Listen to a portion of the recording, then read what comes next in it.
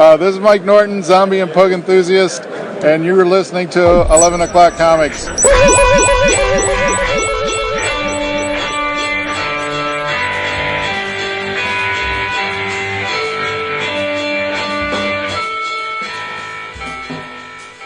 That's a start. Whoa. That's a fire. Yep. Yeah. Seriously, Matthew, if you used a prepackaged woohoo, what would be the point of me being here? I know, that's true. Well, you guys know I listened to old episodes, and I did hear one where they were talking about the fact that you are always on the show. Like, you've only been missing in action, like, twice in the entire time you've been doing this. Was it? Yeah, it was. It's funny, but which is why.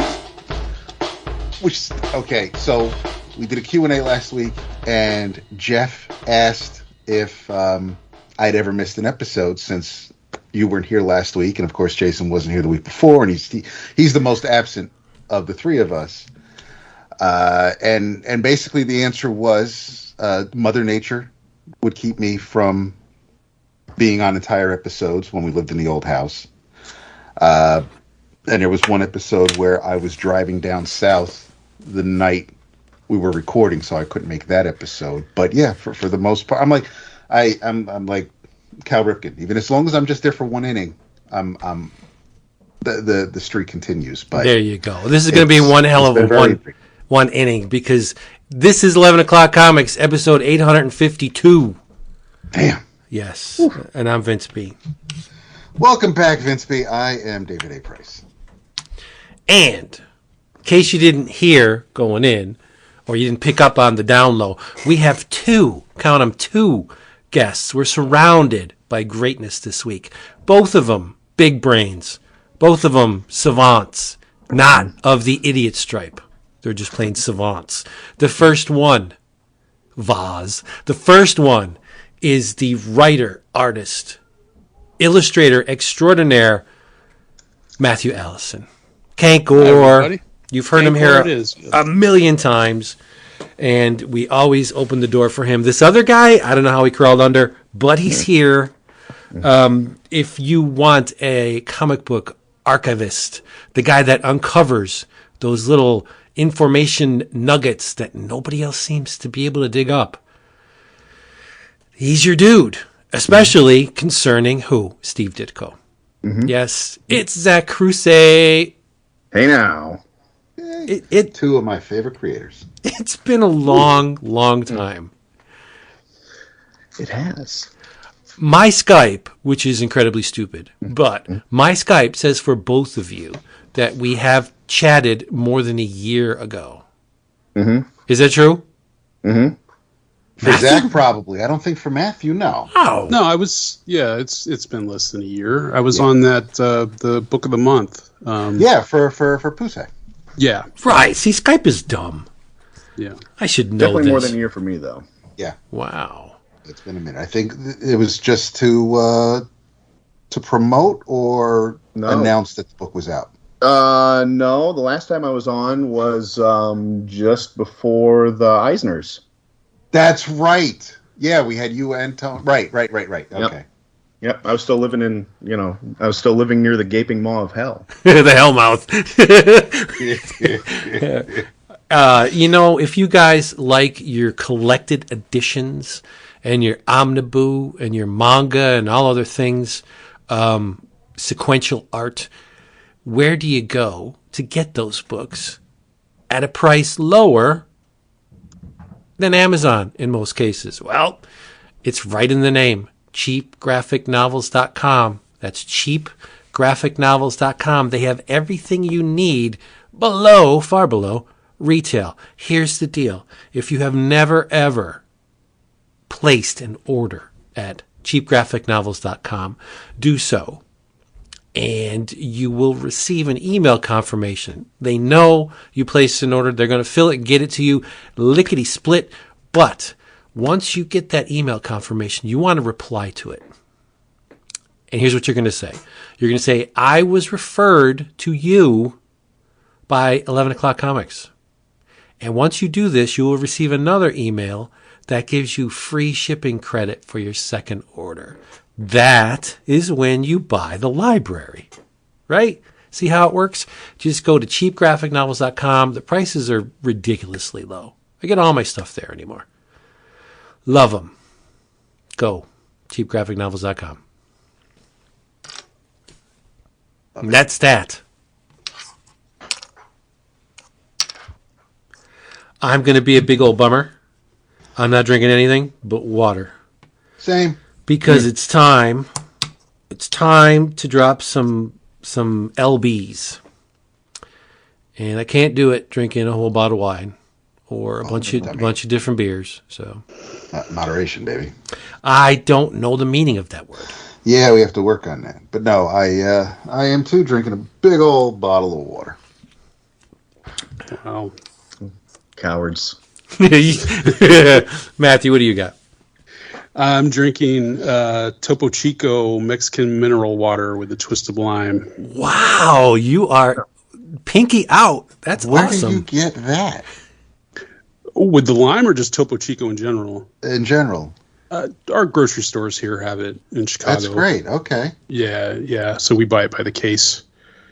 For some reason, it feels like the bubbles are more effervescent in this than like a LaCroix or something. Well, it could just be us, our effect on it. Yeah, that's true too. That's I'm gonna have to the local market is caters to a lot of Latinx and Spanish speaking folks. So I'm gonna see if they might have it. See if they have. We used to be able to get the grapefruit, and then when we were in New York a couple years ago, they had tangerine, which I've never seen anywhere other than at this little out of the way grocery store in the Hudson Valley. Interesting. Zach, you said you were drinking something? Yeah. I'm drinking champagne and beers. Miller High Life. You should have just said you were drinking water. It says it on the bottle. They can't just print things on the label. So right. This is the best you're going to get. It says so. Right on the label. That's awesome. Yeah. Yeah. Good for you. Champagne and beers. Yeah. Well, it's on the paint. Everybody playing at home, we have a little something special for you. This is DAP the second time we've done this? Third. I think it's the third. I think we've done it with the three of us. I think this is the first time we've enlisted outside help. Okay. This little thing is called Longbox Roulette. Now, how do you play Longbox Roulette? Well, ideally, if you were not going to cheat, what you would do is, hopefully you are like many and longbox your comics in no significant order or title. Like you don't have a giant box of Amazing Spider-Man, right? Continuous. Like that's not how you play Longbox Roulette. You should have a bunch of different books in the box, and then you tiptoe your little fingers all the way down the box, and boom, you stop and you pull out a book. And that is the book you bring to the table. Now, I cheated. The hell you say? I did. I cheated because my books were procured from a local comic shop. And so I got to pick which one I wanted to bring to the table. So, yes, it was a spur of the moment plucking of books from a single long box, but three of the books I bought came from that long box. So I'm cheating by picking the one I picked. But I'm guessing my compatriots here did it the fair and square way. No, I told you I didn't. Well, see, illusion, Matthew. It's got to be to everybody, Matthew. No one would know. I'll extrapolate on that later. But okay. And I have a method to my madness, which is why I came up with the idea to do another long box roulette. Was that I think mine, in terms of the three issues that were chosen, mine is the most insignificant story-wise, I think. So I'm just going to go first and tell you why. Story is a bit of I don't, because I mean, they're 4 chapters. We'll get into it, but I don't. When I hear story, I think something is connecting them, or it's supposed to be like beginning, middle, and end. And they do have that. They have a beginning, a middle, and an end.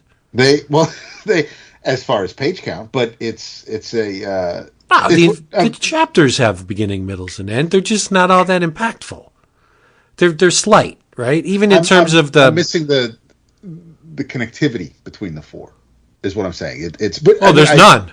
There's none. Right. Well, that's what I'm saying. That's why the story is. I hear story that's what I'm. It's all semantics. It's just, but it's. I mean, I enjoyed the hell out of them. But yeah, by all means. Well, so I'm just going to let the cat out of the proverbial bag and tell you what I picked. I chose from, I think this is 1985. Yes, it is 1985 from Marvel Comics. Doctor Who number 11. Why did I pick this comic? Besides the fact that I love Doctor Who, I thought it was ridiculously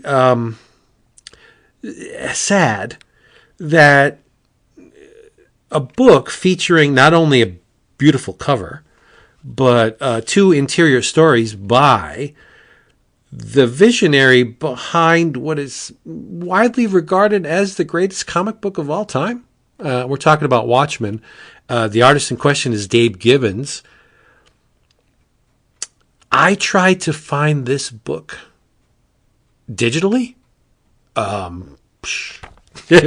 It was very, very difficult to find this book digitally. In fact, I didn't even do it. I couldn't do it. At this point, let's be honest. One assumes that every comic ever printed, more or less, has been scanned by those people. Well, I guess they don't care for Doctor Who, because the Marvel run of Doctor Who, if it has been scanned at any point, is hiding. It's elusive. It was not within my grasp. So what I had to do was I had to go back to old issues of Doctor Who Monthly, in which the stories were printed in black and white.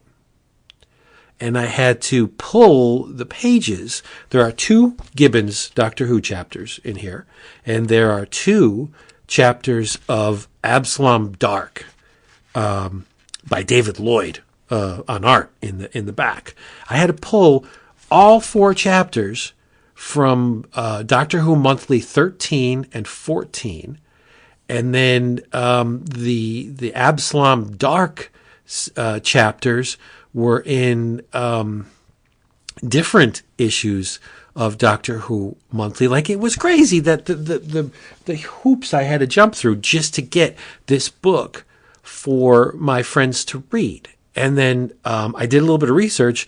It was reprinted by IDW in a treasury. Yeah, but no, it was also in a single issue. IDW published Doctor Who Classics. So this thing was published in a single issue, and it was also published in a compilation. Like you said, I think it's a Doctor Who Omnibus or Doctor Who Dave Gibbons collection, but those are out of print. And I think it's ridiculous that one should have to hunt for not only a Doctor Who comic. It should be readily available, given the popularity of the franchise, but a Dave Gibbons Doctor Who comic, it does not register with me, especially when after you look at the art and it is absolutely astounding. Well, it's Dave Gibbons. Is that redundant at this point to say Dave Gibbons is astounding? Okay. But the rub is Marvel, who at the time was very, very deep in the Marvel UK stuff.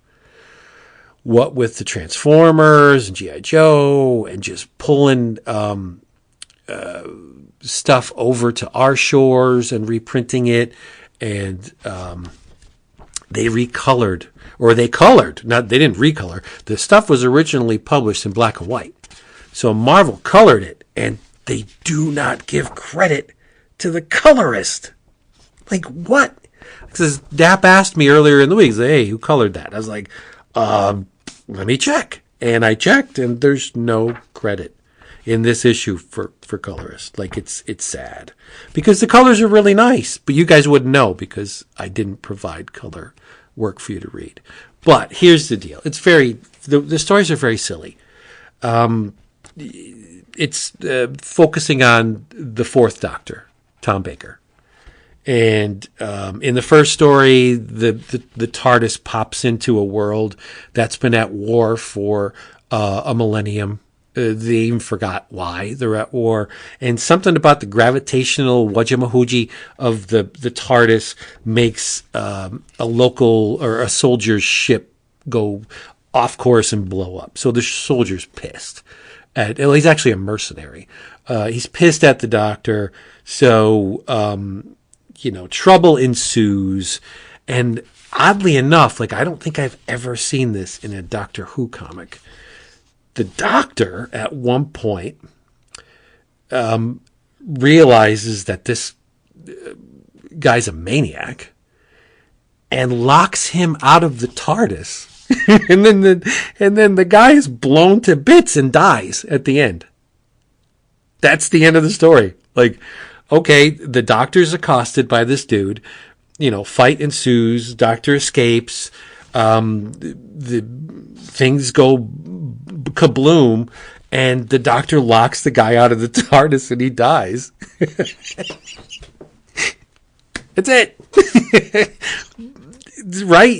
There's really nothing more to this story. I guess if you wanted to pick a moral or some kind of underlying... Don't be rude. No, live by the sword, die by the sword. Right? This guy's a mercenary. And he's like, you line him up and I'll kill him. That's the deal. That's what I do. And he keeps saying, you know what I mean? That's the deal. And at the end, he's killed himself. And he's like, this isn't the deal. This is not the Grand Slam. And he dies. That's it. Boom. That's the end. And I felt bad for Spider. I wanted to make sure that little thing was all right, but maybe not. That's cool. I would steal that idea. Yeah, right? Oh, you heard it here, right? Nobody's ever going to know, right? Inspiration comes from a multitude of sources, and Spider is very cool. It's like the almost just like Brainiac, the old Brainiac, but compact, right? Yes. Like it could be a brooch or like a lapel pin for a guy that just pounces out and has its little tendrils and does its nasty work. It's a cool idea. It really is. Yeah, I'm surprised. It seems like something they could have done, when Spider-Man had armor, have his like a little chest drone emblem come out. Yeah. It's true. Yeah. But the real focus here, for me anyway, is just Gibbons' work. It is, 100%. It's crazy accomplished, unbelievably detailed, from the battle suits to the spider to the spaceships and the environment and the foes, and just there's one panel where the Doctor's underlit. And it's just gorgeous. It's an amazing work by Gibbons. But again, I'm going to try not to be redundant, but those are the words one uses when describing Dave Gibbons. And he packs more in these 8 pages than most artists do in 20. Yes, absolutely, and 100%. Doesn't need to, because it's a licensed book that's going to It's true. be sold by the fact that it's got Doctor Who. The art could be total trash. It doesn't need to be this good. And he's got cartooning stuff in here. There's a sequence where there's 2 missiles side by side, and they have question marks coming out of thought balloons, and then they start to go towards each other, and then it changes into exclamation points. That is brilliant cartooning. That's genius level cartooning for just a throwaway. This seems like it would have been in the 2000 AD comic, and they just happened to throw Doctor Who into it. Right. It is gorgeous stuff. Yeah, because Homeboy looks like he could be right out of 2000 AD. Yeah. Right. But it should not be this hard to find. In the second story, which picks up right after the first, the Doctor warps in to an underground railway and is accosted by cannibals, and is saved by a female ninja named Angel. Of the Guardian Angels. And that's, and unfortunately, there's a cliffhanger. So we don't know. Well, we do know the doctor came out of it okay, but we don't know the specifics because it's continued. The next chapter is called "You Are What You Eat." Yeah, it's a neat riff on the Guardian Angels of NY City. And she's the thing that I had to laugh about is the doctor is so perceptive. He's amazingly astute that he doesn't know that it's a woman. Like, tell just from when she's hopping around. Yeah, and she takes the hood off and she's gorgeous. Well, it's Gibbons, right? She's gorgeous, and it's like, oh, I'm delighted to meet you. Yeah, I bet. I'm sure, yeah. But the cannibals are perfect. They got bones in their nose, and they look like Hills Have Eyes type deal with the. It made me think of the British movie Raw Meat. Yes, also called Deathline. Very much in that vein. I love you so much, AKA Deathline. Yep. Just so everybody is aware. Yeah, on the same page. No, again, it's we can't go too deep into this. It's I think there's even less meat, pun intended, on the bones in the second story than there is the first. Like there's really it remains to be seen how it turns out. But again, beautiful cartooning by Gibbons. So I love what he did with the scarf in this. It's almost like Dr. Octopus, where he's got like a second set of arms. And it actually gets cut. Like I don't think I've ever seen the scarf be cut. Cursing at it. Yeah. Yep.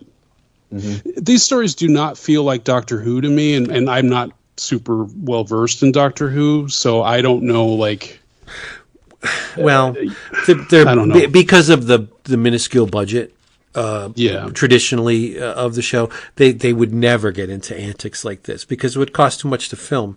They'd have to pay all these actors to be these cannibals.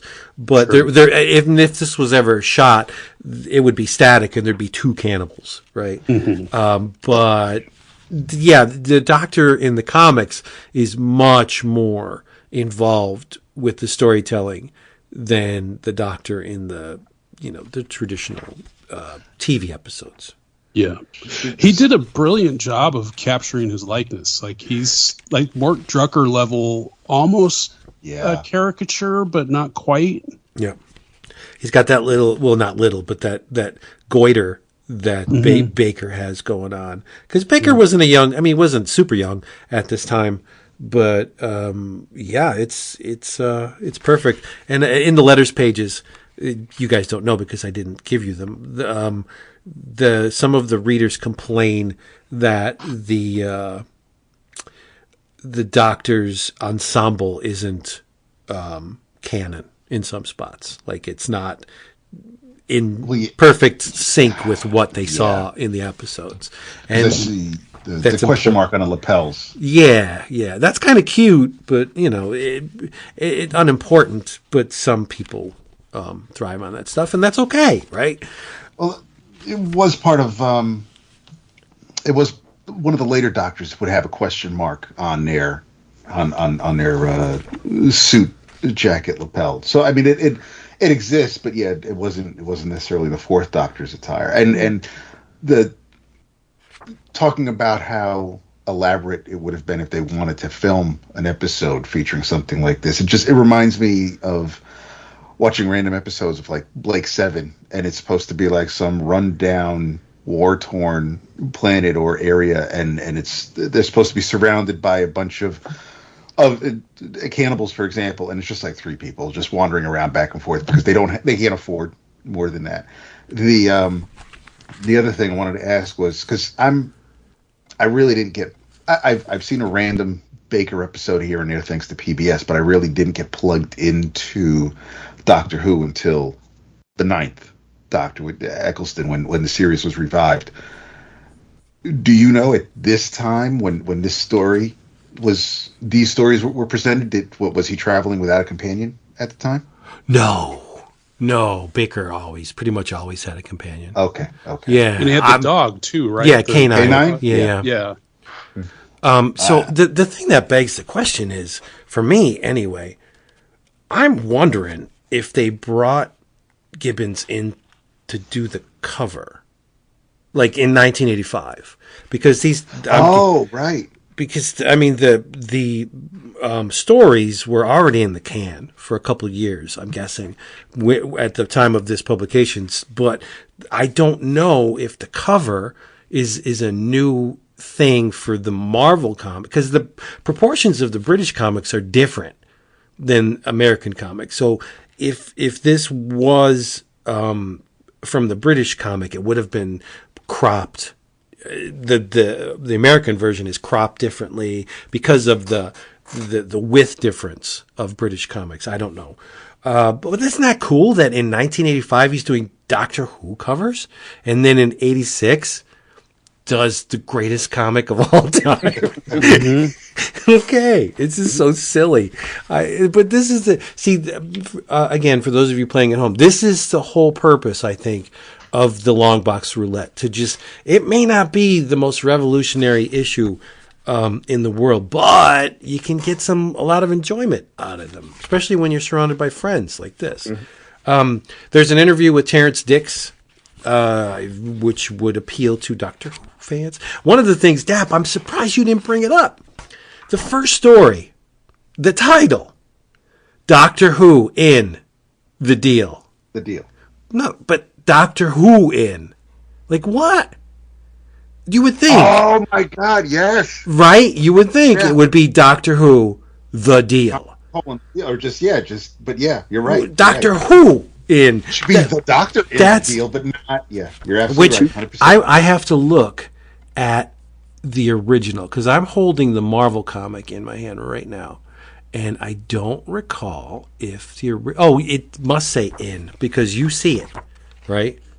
Yeah. So on your copy it does. So in the Doctor Who monthly, it did say Doctor Who in The Deal. That's blasphemous. But on the second story, it just says Doctor Who. Right. Shit, somebody's going to lose their job over that. So but anyway, so this Marvel comic is a reprint of the UK magazines. yes, but colorized. They were in black and white. So the magazines were anthologies that just had random serials. So they weren't necessarily. So here's first 8 pages is this one story. Next set of 8 pages is another story. You're being way generous. The Doctor Who monthly, which I don't know if it began Doctor Who Weekly or if it turned into Doctor Who Weekly from monthly. Either way, it's both called Doctor Who Monthly and Doctor Who Weekly. Was mostly text pieces and photographs with comics, but there wasn't like a shit ton of comics in it. Maybe, I don't know, if the issue was 48 pages, maybe 16 of them would be comics. So it wasn't like straight sequential art in any of them. And then they just dropped the comics after a while and just recycled the old stuff. So it's like old DC books from the 50s and 60s where it's just like, here's a couple of stories. They're not necessarily connected. Yeah.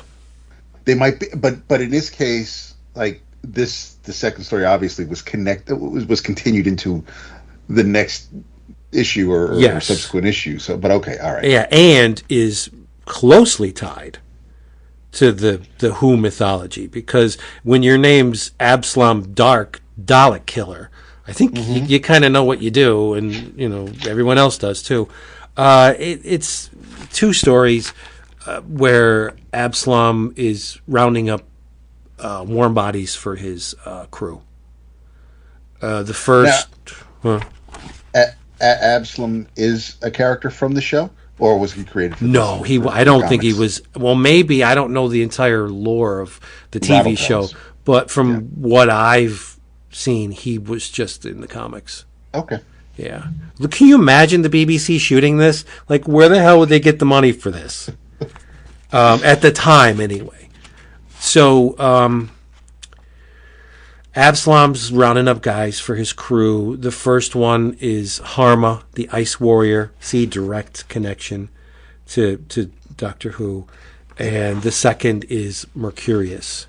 And that's the better of the 2 stories. The first one has a murder for profit angle on it, where there's this slash Killerstein's Murderama, where people pay to be killed or to kill something else. and that's where Absalom goes in and gets the Ice Warrior. And then in the second one with Mercurius, he's playing a really cool game with a robot called Clickbrain with a K, Clickbrain. And whatever seems to be going on the game board is happening in real life, which is kind of neat. But other than that, it's depressing. It is. Man, it hurts me. You just shut the robot off at the end. That ending was. I really liked the ending of that. Thanks, Zach. So first of all, so Clickbrain reminded me of Zayton Honeycutt, the Fugitoid, right? He kind of looks like right. Yeah. Yep, he does. But at the end, when he shuts him off, and then he slowly says, what does he say? Don't shut me down. Don't leave me here. Don't leave me. And then they leave him. Oh man, that was beautiful. I got such a laugh out of that and really enjoyed it. That was my favorite of this Doctor Who issue. That was my favorite panel.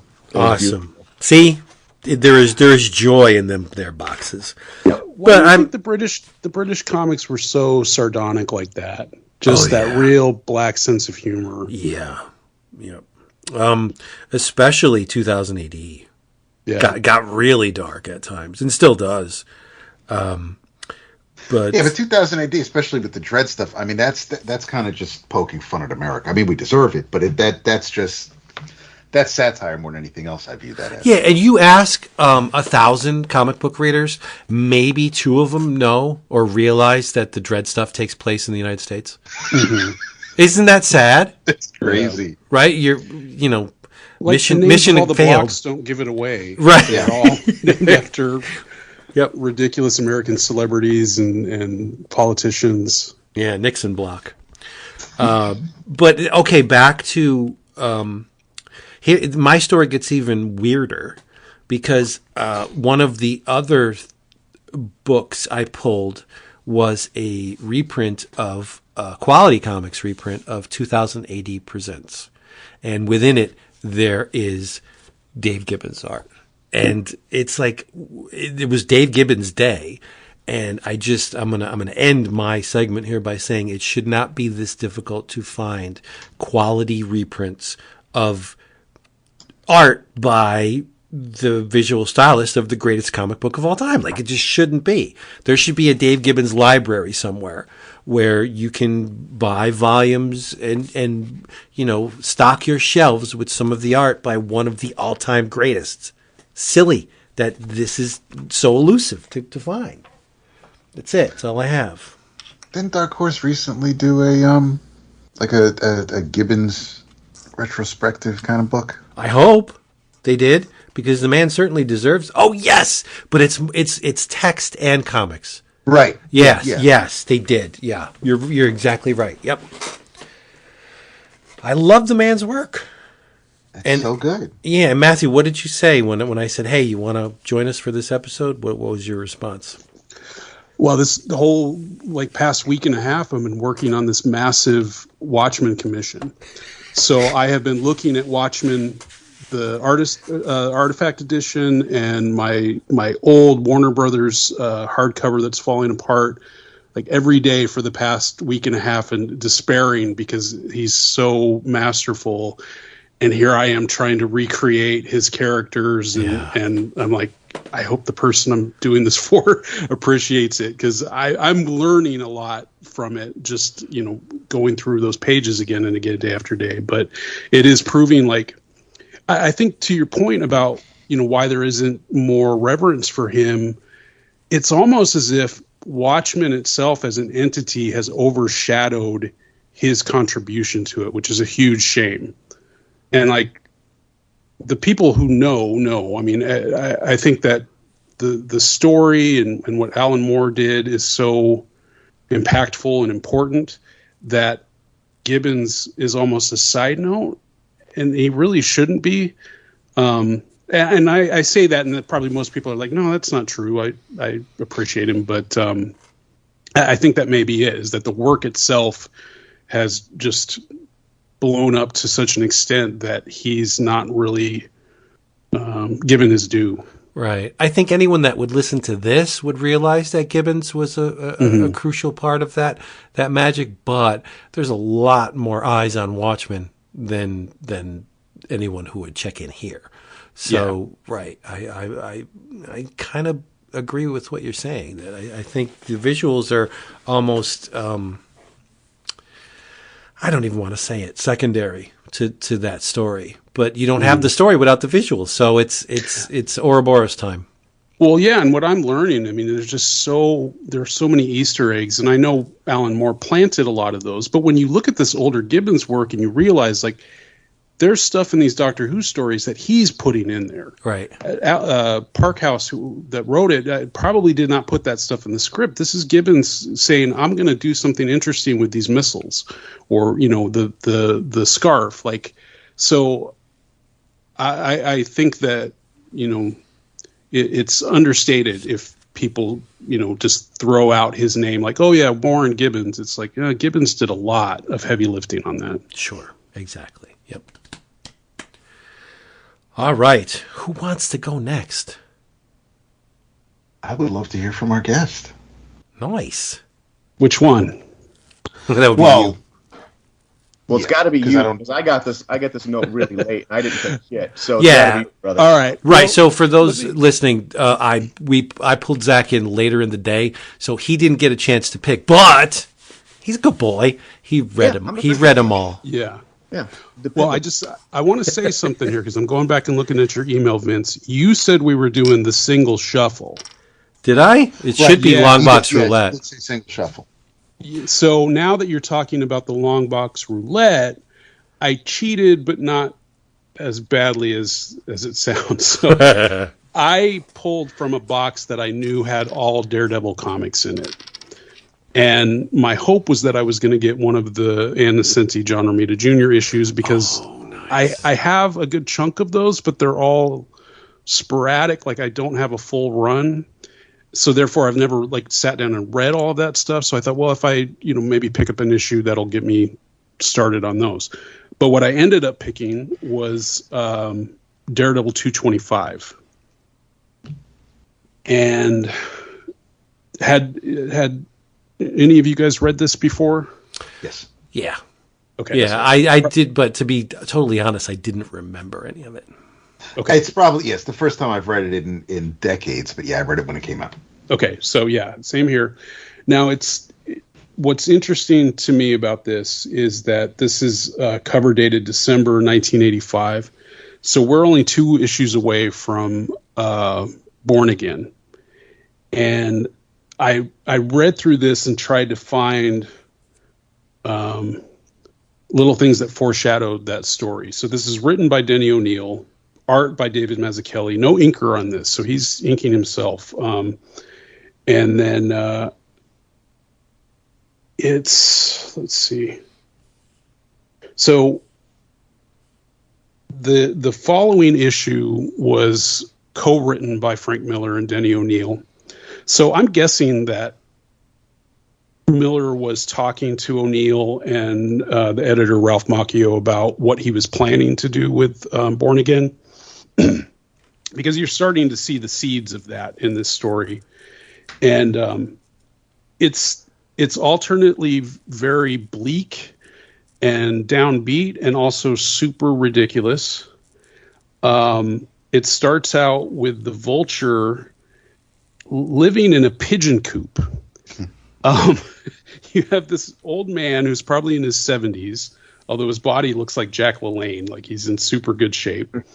And he's just at his wit's end. He's doesn't know what to do with his life. He's contemplating just giving up, but he's like, I'm going to just embrace the fact that I'm embodying a vulture. And he decides he's going to start robbing graves. And he's got a newspaper in his hand, which I'm assuming means he's reading the obituaries to find out, if someone well-to-do has died. And it gets into the, is it Heather Glenn? Yeah. Yeah. So she had just recently committed suicide, I think in issue 220. So you're already seeing the downward spiral for Matt Murdock there. And again, I'm questioning if Miller told O'Neill to put that in there. Because that issue was Frank Miller had nothing to do with it, or at least he wasn't credited. But again, like these are things that are impacting Murdock. So we see the Vulture jump off the roof of this building, heading towards the graveyard. And at the same time, Matt Murdock's heading there too to see Heather's grave. And he's just thinking about the mess that his life has become. And the Vulture is digging up her grave in the middle of the day, broad daylight, full Vulture outfit. We don't see like the corpse out of the grave, but he's got a big pile of dirt. He's been at it for a while. And somehow Daredevil realizes it's the Vulture, and they start fighting. And you never really see a full image of the Vulture's face. It's all, he's either got his wings in front of his face, or you're looking down at the top of his face. He looks like Grandpa from Texas Chainsaw Massacre, but with this buff body. And just beautifully done fight sequence that lasts for like 5 or 6 pages, and then Vulture takes off, and Matt Murdock goes back to the office to discover that the Nelson and Murdock law offices are dissolving. Like they're losing clients left and right. He's been traveling. I vaguely remember these issues. I guess he'd been to Italy and then Arizona, which I think may have been an issue that Frank Miller wrote, where he goes to a small town in Arizona, if I'm thinking of the right one. But Foggy reads him the riot act. He's just like, look, you're completely screwing up. This is destroying our business. It sounds like Foggy's marriage is on the rocks. And Murdock just takes it. He realizes that he's, not holding up his end of the deal. And Foggy goes up onto the roof, and Matt assumes that Foggy's going to jump. So he runs up there after him. And when they get up there, Foggy's just talking to the pigeons, I guess. But it turns out that the pigeon coop that we had seen earlier is on top of the building where their law office is. And the Vulture's in there, and he's been listening the whole time. And Daredevil comes up to save Foggy, realizes the Vulture's there. They fight again. And there's a little bit of dialogue here that I feel like O'Neill obviously was seasoned enough and savvy enough to understand where Miller was about to take these characters. And he throws in this little bit of dialogue where he says, basically to Daredevil, like, you're pretty much a mess, so you have no business pointing fingers at me, because your life clearly is headed down the drain too. So I like the fact that he used this much older character as almost this, something that was portending what was about to happen to Matt Murdock. Again, don't know if Miller suggested that, or this was just O'Neill figuring like that's a good character to do that with. So in general, like, this comic is pretty serious, and I don't read a lot of newer comics, but I feel like if someone was to write this story today, there'd be like tons of jokes in it. People would be making fun of the Vulture, like, how do you go to the bathroom in that costume, and making fun of his age or whatever. But it's all done pretty downbeat, and I think Miller obviously gets a lot of credit for ushering in the grim and gritty era, but you can see in this stuff and like the Batman comics that Doug Munch was writing, that Gene Colan was doing around the same time, like, comics were already headed in that direction. And, this particular issue is like a really good example of that. And then on top of that, Mazzucchelli's art is just so mature compared to what a lot of other people were doing. So like we were saying with Dave Gibbons, you look at this and you think this is a really assured cartoonist who is, granted there's a lot of fight scenes in this, but they're all done so brilliantly. And you can understand why Frank Miller wanted to work with him. You see this stuff and you're like, man, I don't know if Miller had to be talked into going back to the Daredevil stuff. I know he was working on Electra Assassin at the same time, and then the Love and War graphic novel that he did with Sienkiewicz. But this is only 2 months before the first issue of Dark Knight Returns comes out. So his world's about to change. The entire world of comics is about to change. And this issue is just like an interesting merging of these worlds where there's silliness of these characters interspersed with the more serious direction that they were about to take. So I was pleasantly surprised to go back and reread this issue. I thought it was really good. I think you're onto something with the O'Neill touching base with Miller. Mm-hmm. Because if in the fight scene, there's the Christian iconography's there.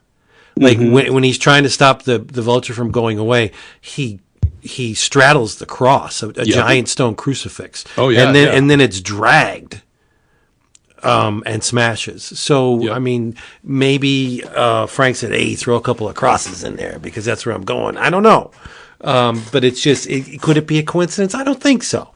I think they may have compared notes, and O'Neill was setting him up for what he was about to do. I thought this issue was really good as well. Yeah.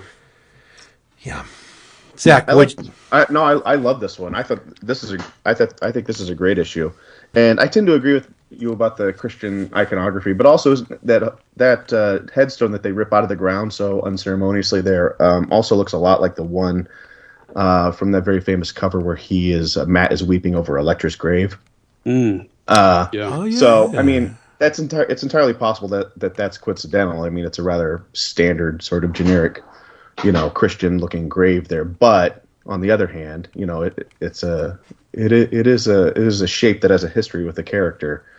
And I really liked two things I really liked about this. One is that, I kind of snickered when Matt was talking about it, but I really got a kick out of the Vulture's daring daylight grave robbing, caper there. Like what a maneuver. So I thought that was actually really charming though, and very superhero-y in sharp contrast, as you were saying, to what's coming. Right, yeah. Where it is not very superhero. It is very grounded. It is very film noir and bleak, and and all of those things.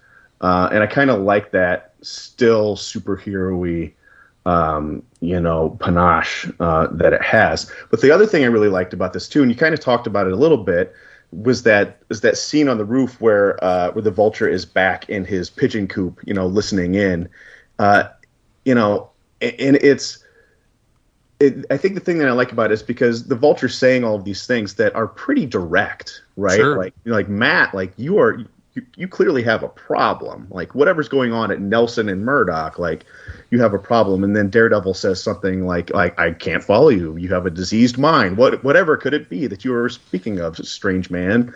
And in that. Denny O'Neill's not stupid, right? Obviously, that Matt is so stupid in that moment. I really like that he's so, figuratively blind to what's going on here, or pretends to be, is willfully so, like willfully blind to like the ways in which his world, as you said, is rapidly just sort of deteriorating as he heads for this, this cliff, right? Yeah. And I think that's just really nicely done. Like looking backwards, I don't know that anybody would have seen this at the time, but looking backwards now, it's a really, as you said, it's a really nice setup. And I got to say that another thing I loved about this is I love the way that Mazzucchelli draws the Vulture. Yeah, he feels very real, right? And there's something very sort of, I don't know, he feels more authentic here than he had probably felt in a long time. Right. Yeah.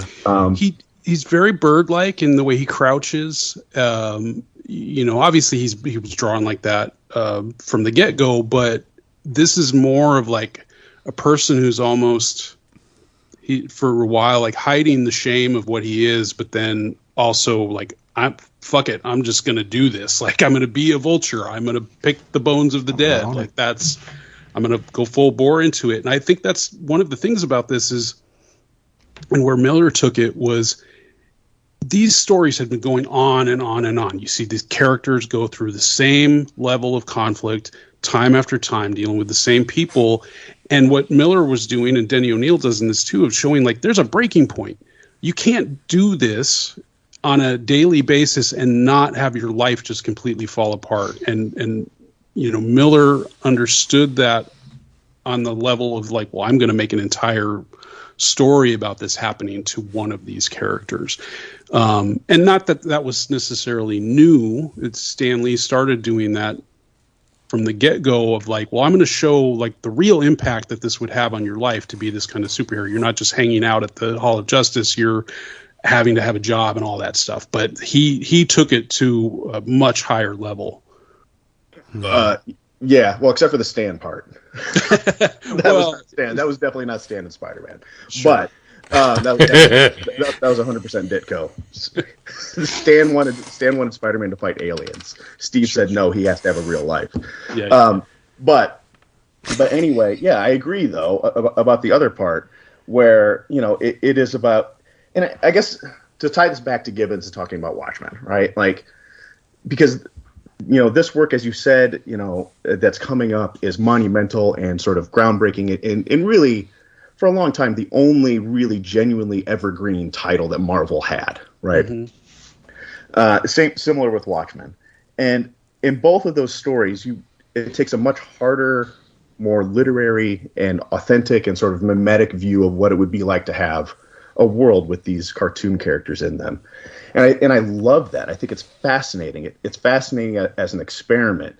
And, you know, and it starts well before this. It starts with O'Neill and Adams, and it starts with Ditko and those guys long before all of this. They're trying to do those things. They're dipping the toes into that water.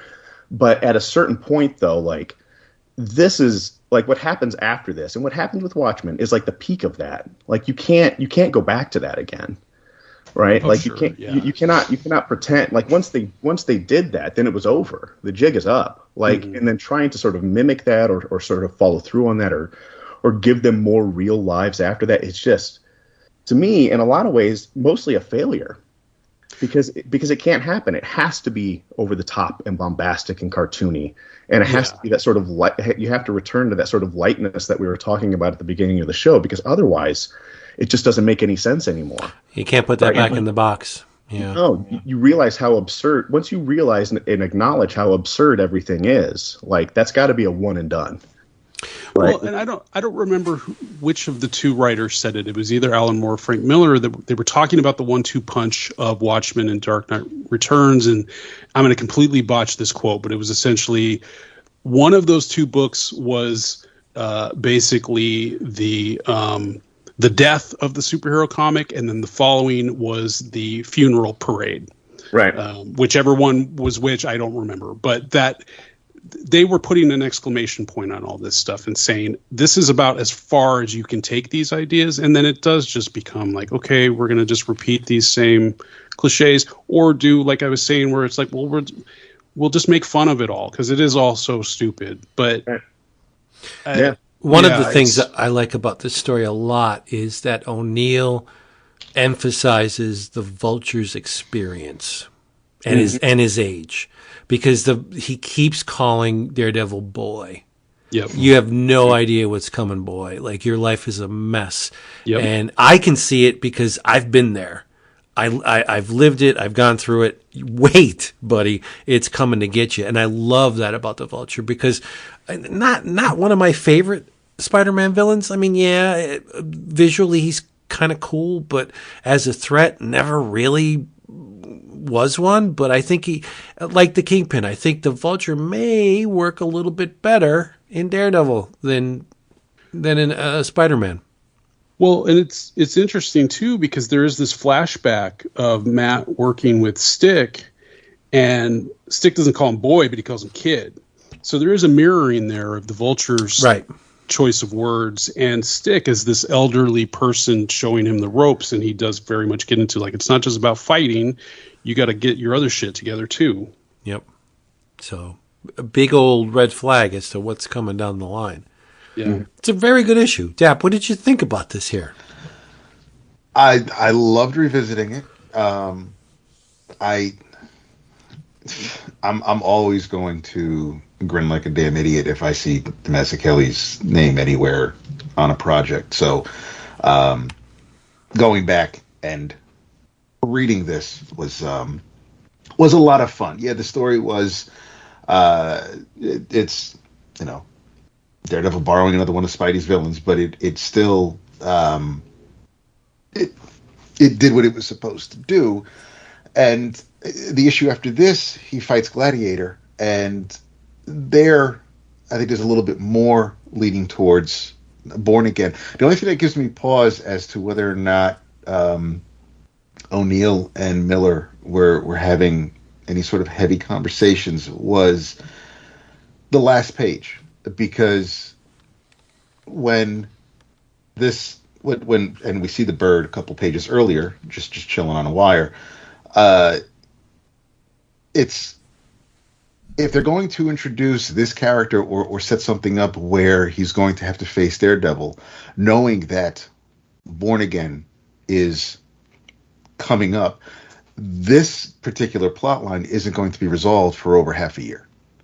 And, yeah. And I don't know if that's something that they just decided to throw in, I'm not discounting it. Absolutely. I mean, if they're planning, books weeks and months in advance, then obviously they know that Miller's coming back. He's got a story to tell. It's going to be pretty big. It is one of those. It's the only because as I'm flipping through the pages again, as you three are discussing it, and I'm nodding along until I get to that last page where I'm just like, it could hold water. I just don't know how much, but. I don't think that they were necessarily like working hand in hand, but right. I do think like maybe there was a phone call here or there, or they were working through. Yeah, I always say, and this could have been. I mean, right, and because it could have been like if O'Neill had something to do with this. This character, and he had a direction to it, and then Ralph calls him and he's like, "Yeah, so Frank's coming on in a couple of issues." Then O'Neill's like, "Well, shit, David already drew this page. It's already part of the story, so I'm just gonna, wherever it falls, so be it." Sure, but they handled it well. There's even Christian mythology in this last page. A voice from a cave? Really? Yes. Yeah. I mean, come on. Yeah. Oh, what other book are you going to do that in than Daredevil? I think it's perfect to. You can't have Daredevil without Christian mythology. It just falls apart without it. And everybody has to do it. I mean, when Marvel Knights took off and Kevin Smith is telling his Guardian Devil story, I mean, that's all in there too. So it's like everybody has to do it. I have no idea if Zdarsky's doing anything with it, but it's just one of those things where it's so connected to the character. And even before, we realize what his mom's profession is, it's just, it always is. It's the Catholic guilt. It's the upbringing. Wait until Karen gets the AIDS. Oh my God! There you go. But I got to thank Matt because you reminded me how much I love Daredevil. Yeah, I just don't read him currently or haven't read him in a while. But like we should throw Love and War into the book of the month one of these times, or eventually. Don't tease me. Eventually, Born Again. I'll open the episode with a little bit of Sabbath. It's the chubby. Of course, Born Again is what I compare any creative team taking on Daredevil. I always compare it to that, and Wade and Somni came. I mean, they weren't doing anything heavy like what Frank and David did, but still, I mean, it was a solid creative team with Wade and Somni, and they told fun stories with the character, and there have been entertaining Daredevil stories since Born Again. I like Guardian Devil, but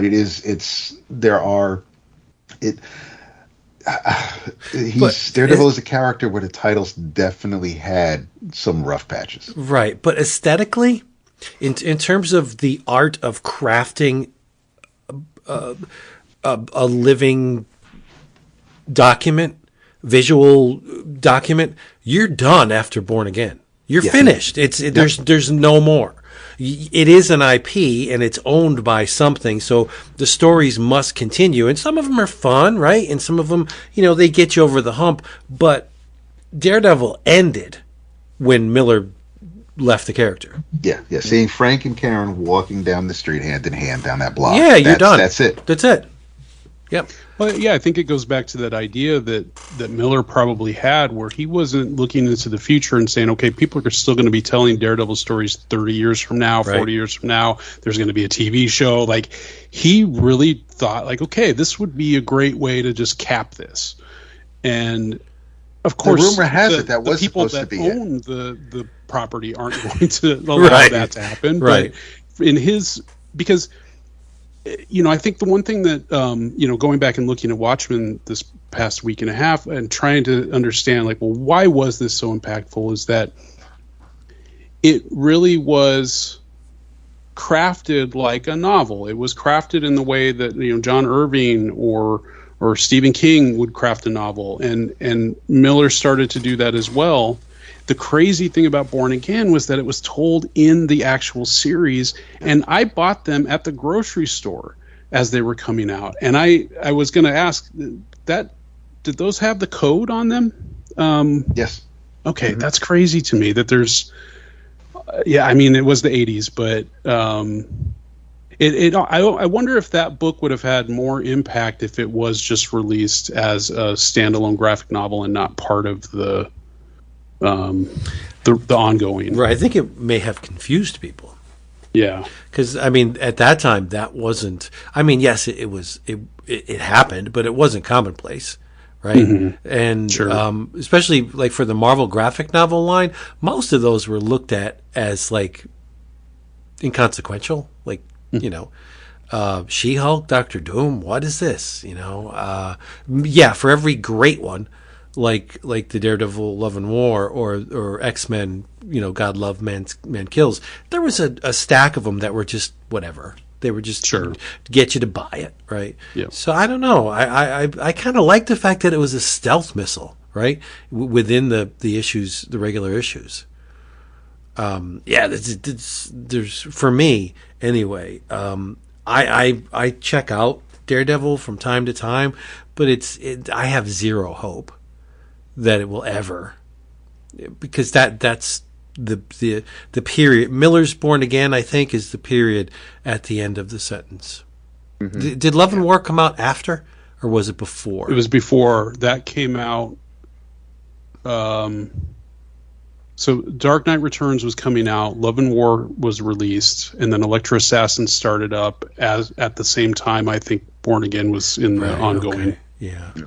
Crazy that he did all of that within a year. Right. He obviously, there was lead up between finishing Ronin, but I just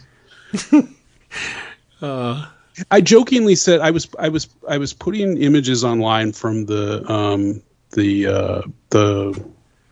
it's not an artist edition, but it's the Dark Knight Returns version of the artist edition, and I was trying to find like the most rushed, wild, crazy marks that you could find in that book, and I tagged it cocaine. It may have actually been Zack. Somebody called me out. It's like, that's not cool, dude. I'm like, the man was on cocaine from all reports, and if that allowed him to do all this stuff, great. Yeah. More power to him if that's what kept him up and doing this stellar work for this time period. Don't worry, that was not me. I would never call you out on saying someone was on cocaine. Okay. And I just said the word cocaine. It wasn't even like whatever. Yeah, that's beautiful. I feel bad that I said what I said about Stan Lee just now. It's the person who wrote the book on Ditko. Yeah, no, man. I'm sorry. That time you really fucking stepped in it. Like, we're just like done professionally. Like, this is it. Well, the thing was, I almost said Roy Thomas, and then I was like, I don't want to say that, but. Yeah, don't do that either. Okay, there you go. The one that Dap picked, I have to be totally 100% honest. It definitely the best of the three. Really? Yes. I love this one too. I love it. I love this issue. I mean, there's a lot going on in that Daredevil issue, and there's a lot of weighty subjects. But just to get a bizarro mindfuck like Steve Gerber and freaking Rick Veitch going on, I just love this issue. Yeah. Well, if for anybody playing at home doesn't know, Gerber and Veitch, the creative team behind the final issue of DC Comics Presents, number 97. I sort of kind of cheated as well. I knew I was going to do a team-up book. I didn't know if it was going to be a Marvel team-up or a DC Comics Presents. So I had a few in front of me, and as I'm going through, because I thought about the one with Superman and Ambush Bug by Giffen. I had a couple that Jim Starlin had drawn, so I was kind of looking all over the place, but then I landed on this one, and I just knew it because once I saw the credits that Steve Gerber wrote it, I was like, well, that's a given. And because Veitch can draw some really whacked out and warped weird shit, I figured this is perfect for Matthew. Yes. And I now that Zack is here, I figure, I'd love to hear his 2 cents as well. But this is a story, even though it's the last issue, and it's cover dated September 1986, so not that long after the other two we're talking about, but it was actually, that's the cover date. It was actually on the stands late spring, early summer. But this is a story that is told from the pre-crisis days in Superman's world of the DC universe. So even though the crisis had just wrapped up, this book was still going because this book had to finish because Byrne coming on to do the reboot of Superman and Action Comics became Superman's team-up book. So this series was ending. This was the story to end it with, and there's not really a whole lot of Superman proper in this because it takes place.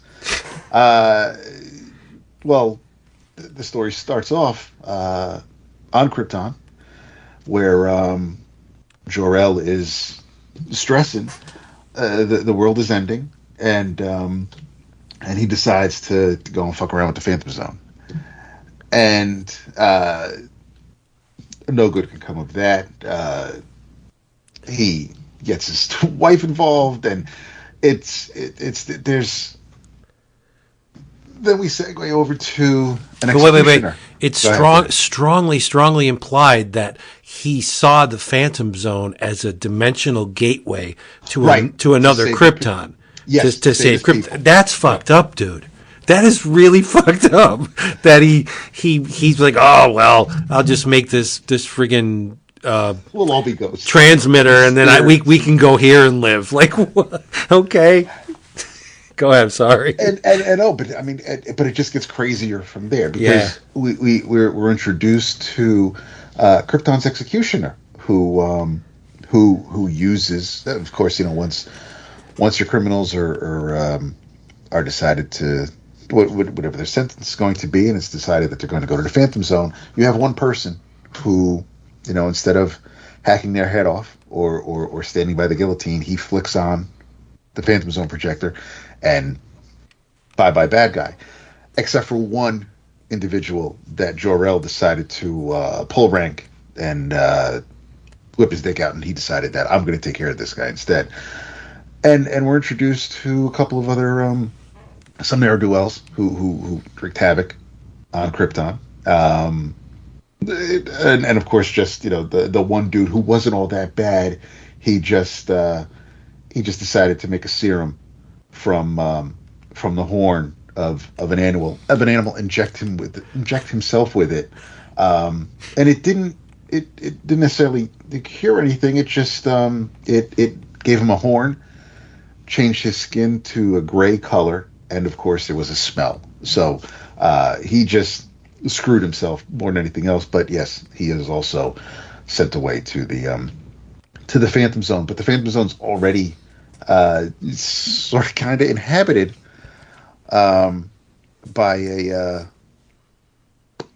someone called Aether, who resents Jor-El's intrusion into the Phantom Zone, and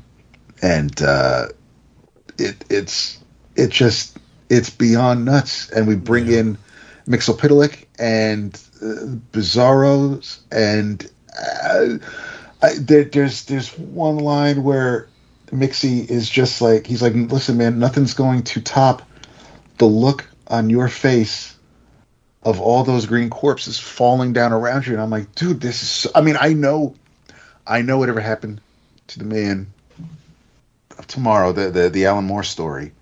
I know that was dark AF and that was twisted, but I forgot how insane this one particular story is. And it was just, it's so weird for me to see again this Superman pre-burn having to go through this. I mean, this is the same Superman who handful of years prior, in order to, they decided to make kryptonite inert, and he's sitting there munching away on it like it's a mango. It's the same character who just did goofy shit like, move a planet back into where it belongs in space, and here he is having to face death and destruction, and it's somehow connected to something that his dad did. It is just, it's completely bonkers. It made sense that Gerber wrote this. It made sense that Veitch could draw it. I was as freaked out again this week as I was years ago when I read this off the stands. Well, but what did you guys think? It's strongly implied that the Phantom Zone is sentient, right? That it's aware.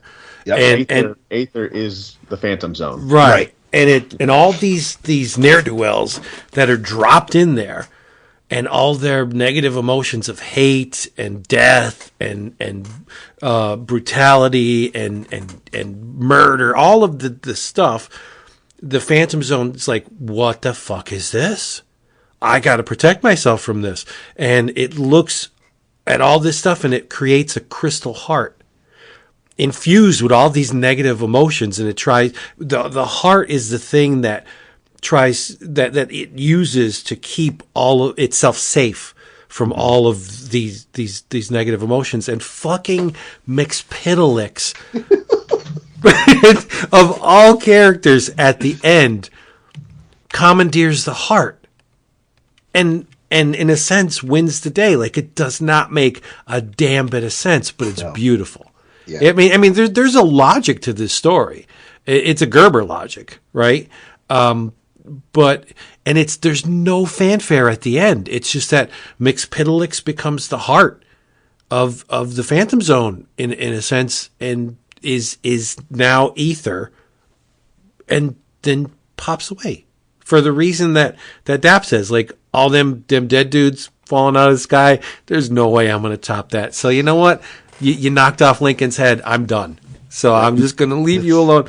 It is the weirdest freaking story. But remember, at the time, Veitch was on Swamp Thing. Mm-hmm. So the fact that my dude who drew at the time, in my estimation, the best monthly on the stands, it was known for this kind of story, albeit by Alan Moore, right? Nothing good can come of Rick Veitch drawing a Superman story. I mean, you've seen it in Swamp Thing when he took over writing from Alan Moore. There's a Superman appearance. Like, it's just that I can't see Rick Veitch's work and think, oh, okay, this is going to be bright and sunny. No, it's not. It's not happening. No. And the world is on fire. He's got the monument, the Washington Monument behind him in the last panel. It's just, it's almost like this is a final Superman story. Yeah, I would love to see this in a non-code book, because I'm guessing they only scratched the surface of what they were. Oh man! Right? For sure. Do you know if I'm sure you do. How often has Gerber and Veitch worked together? Not often. No, Okay. no, not often at all. In fact, this may be Okay. the only time. No, can't be. I don't know, Matthew. We can look at it. Yeah, do you know if Gerber worked a lot? From No, my mind, no. I was going to say I feel bad because I've never like fully immersed myself in Steve Gerber's work. I've just read a little bit here and there. I've read some interviews with him, but like it's almost impenetrable to me because the ideas are just so out there, and because I'm only reading random issues, I've never really gotten a grip on what Gerber's about. And I hear you talk about him all the time, and I'm like, man, I need to like find my way in, and I just never have. And even this, like, as you guys are explaining things, and I'm like, wow, that's a really great idea. I did not get that in my read of it, and maybe it was I just didn't. I just didn't give it its due because I felt like I was missing something. I thought there was a longer story leading up to this, and I was like, No. really. Okay. No, the issue before this, I think it was he had teamed up with the Vigilante in a regular story. There was Firestorm, but everything was normal up until this point. This was just like the last issue. I don't know if this was an inventory story. I don't know if they wanted to just kind of make it fit into what Moore did in his last Superman, in this version Superman story. But so this is the first time you read this issue, Matthew? Yeah. So I have a run of DC Comics Presents from like the first issue up until maybe 30, and then some random issues.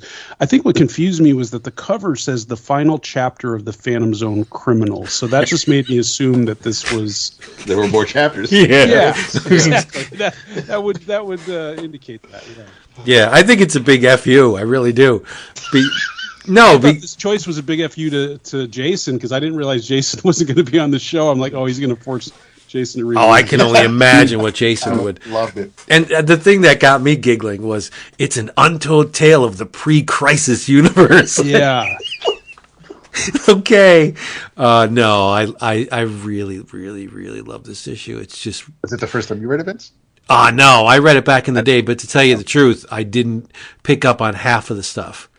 Right. Because at the time, reading like 30, 40 comics a month, no, it was just, I couldn't glom on to everything. The narrative voice when Gerber enters the Phantom Zone and he's using like 3 different layers where it's like a descriptive layer and then almost an onomatopoeic layer when he's like hate, death, murder, and then there's another layer that he's kind of that the ether's responding to himself or itself. That's typical Gerber. Like he always tried things like that. Is ether the narration that's in yellow?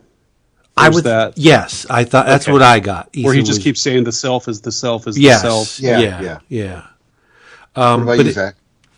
But well, which part are you asking about? It's the first time I read it or something else? First time you read it. First time I read it. This is Okay. definitely the first time I read it. But I've read a lot of Gerber though. Sure. Yeah. So, but I love this. I thought this was really brilliant. And to respond to the question about the sort of tripartite narration boxes, I kind of got the impression that once Jor-El penetrates the Phantom Zone has a sort of, which is sentient, has a psychic break where it is arguing with itself. Yeah. Right? Okay. So there's one layer where it is trying to sort of cope with the immense amount of evil and hatred that is being pumped into the Phantom Zone by the fascists on Krypton, right? And then there's that blue layer where the Phantom Zone is also sort of narrating to itself the creation of a universe that it manages to, as it sort of manifests the heart, but it seems to create an entire universe right? Where people live and die, and all the people outside live and die, and it is still sort of insulated inside itself until it comes together in that cross-like shape and bursts forward as the heart, which apparently, as I'm reading it, and maybe you guys feel differently, but like as I'm reading it, everyone that was in the Phantom Zone is dead, and the heart has absorbed their consciousnesses. And then when the Phantom Zone, as it's floating around, it's got all these sort of ghost-like, these apparitional figures of Zod and so on and so forth, who haunt Jor-El's dreams, and then are made manifest by this cultist who sends them out to destroy the Bizarro world, and then they recruit. After they do that, they can't control it. Then they recruit Mazzucchelli, who then remanifests them to destroy Earth. Right?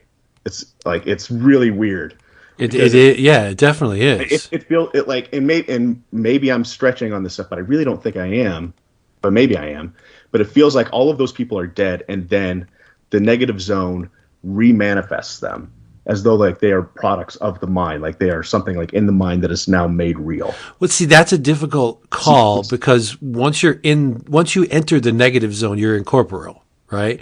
So is that a ghost? Is that an essence? Is it a soul? Like, what are you when you enter the Phantom Zone? It seems to be disembodied consciousness, because he says that all the else died. Right. Okay. And he calls it an interfusion.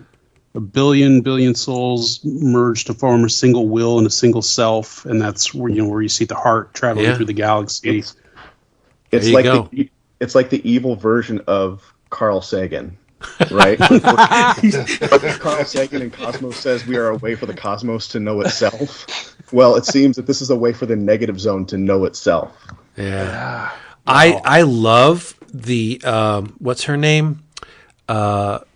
Fiara Hull. She's just so freaking murderous. Like, she's a serial killer, and they just and instead of just killing her, ending it, putting a period at the end of her sentence. What could happen? We'll just put her in the negative zone, and I definitely think the executioner would have voted for Trump. Oh, for sure. Yeah, Jack's a big Trump guy. Big 100%. 100%. I got a kick out of just the regular old-fashioned flathead screwdriver right there on the splash page. But what I also found odd was when he was running down the type of people he put into the criminals that were vanquished to the Phantom Zone. We get to Dr. Zadu down in the Antarctic city experimenting on humans, not Kryptonians, humans. Yeah, why not? They're not human. Maybe that's why not. But if they made it to Earth, then obviously Superman wouldn't have been the first. They know they could have lived there. But aside from that little editorial snafu, you guys have said it. This was just a weird freaking issue. Yeah, I think it was a great way to go out. I really do. It is all kinds of wrong for DC Comics Presents. That started off with a race between the Flash and Superman. Yes. Well, yeah, and then he just Clark is sitting at the news desk, and Bizarro's head comes flying through the ceiling and lands on the table and starts talking. This reminds me of that issue of Miracle Man, where shit just completely goes crazy, and they're destroying the city. Like, this is that level of, it's all going back to the British stuff with this episode. Yep. Yeah, and if you notice, a lot we're in the same bracket of time with all of these issues. Mm-hmm. Yeah. Give or take, 6 months. I think that's just odd. That's not supposed to happen, but it does. The only negative thing I'm going to say about this is I wish there was a better inker.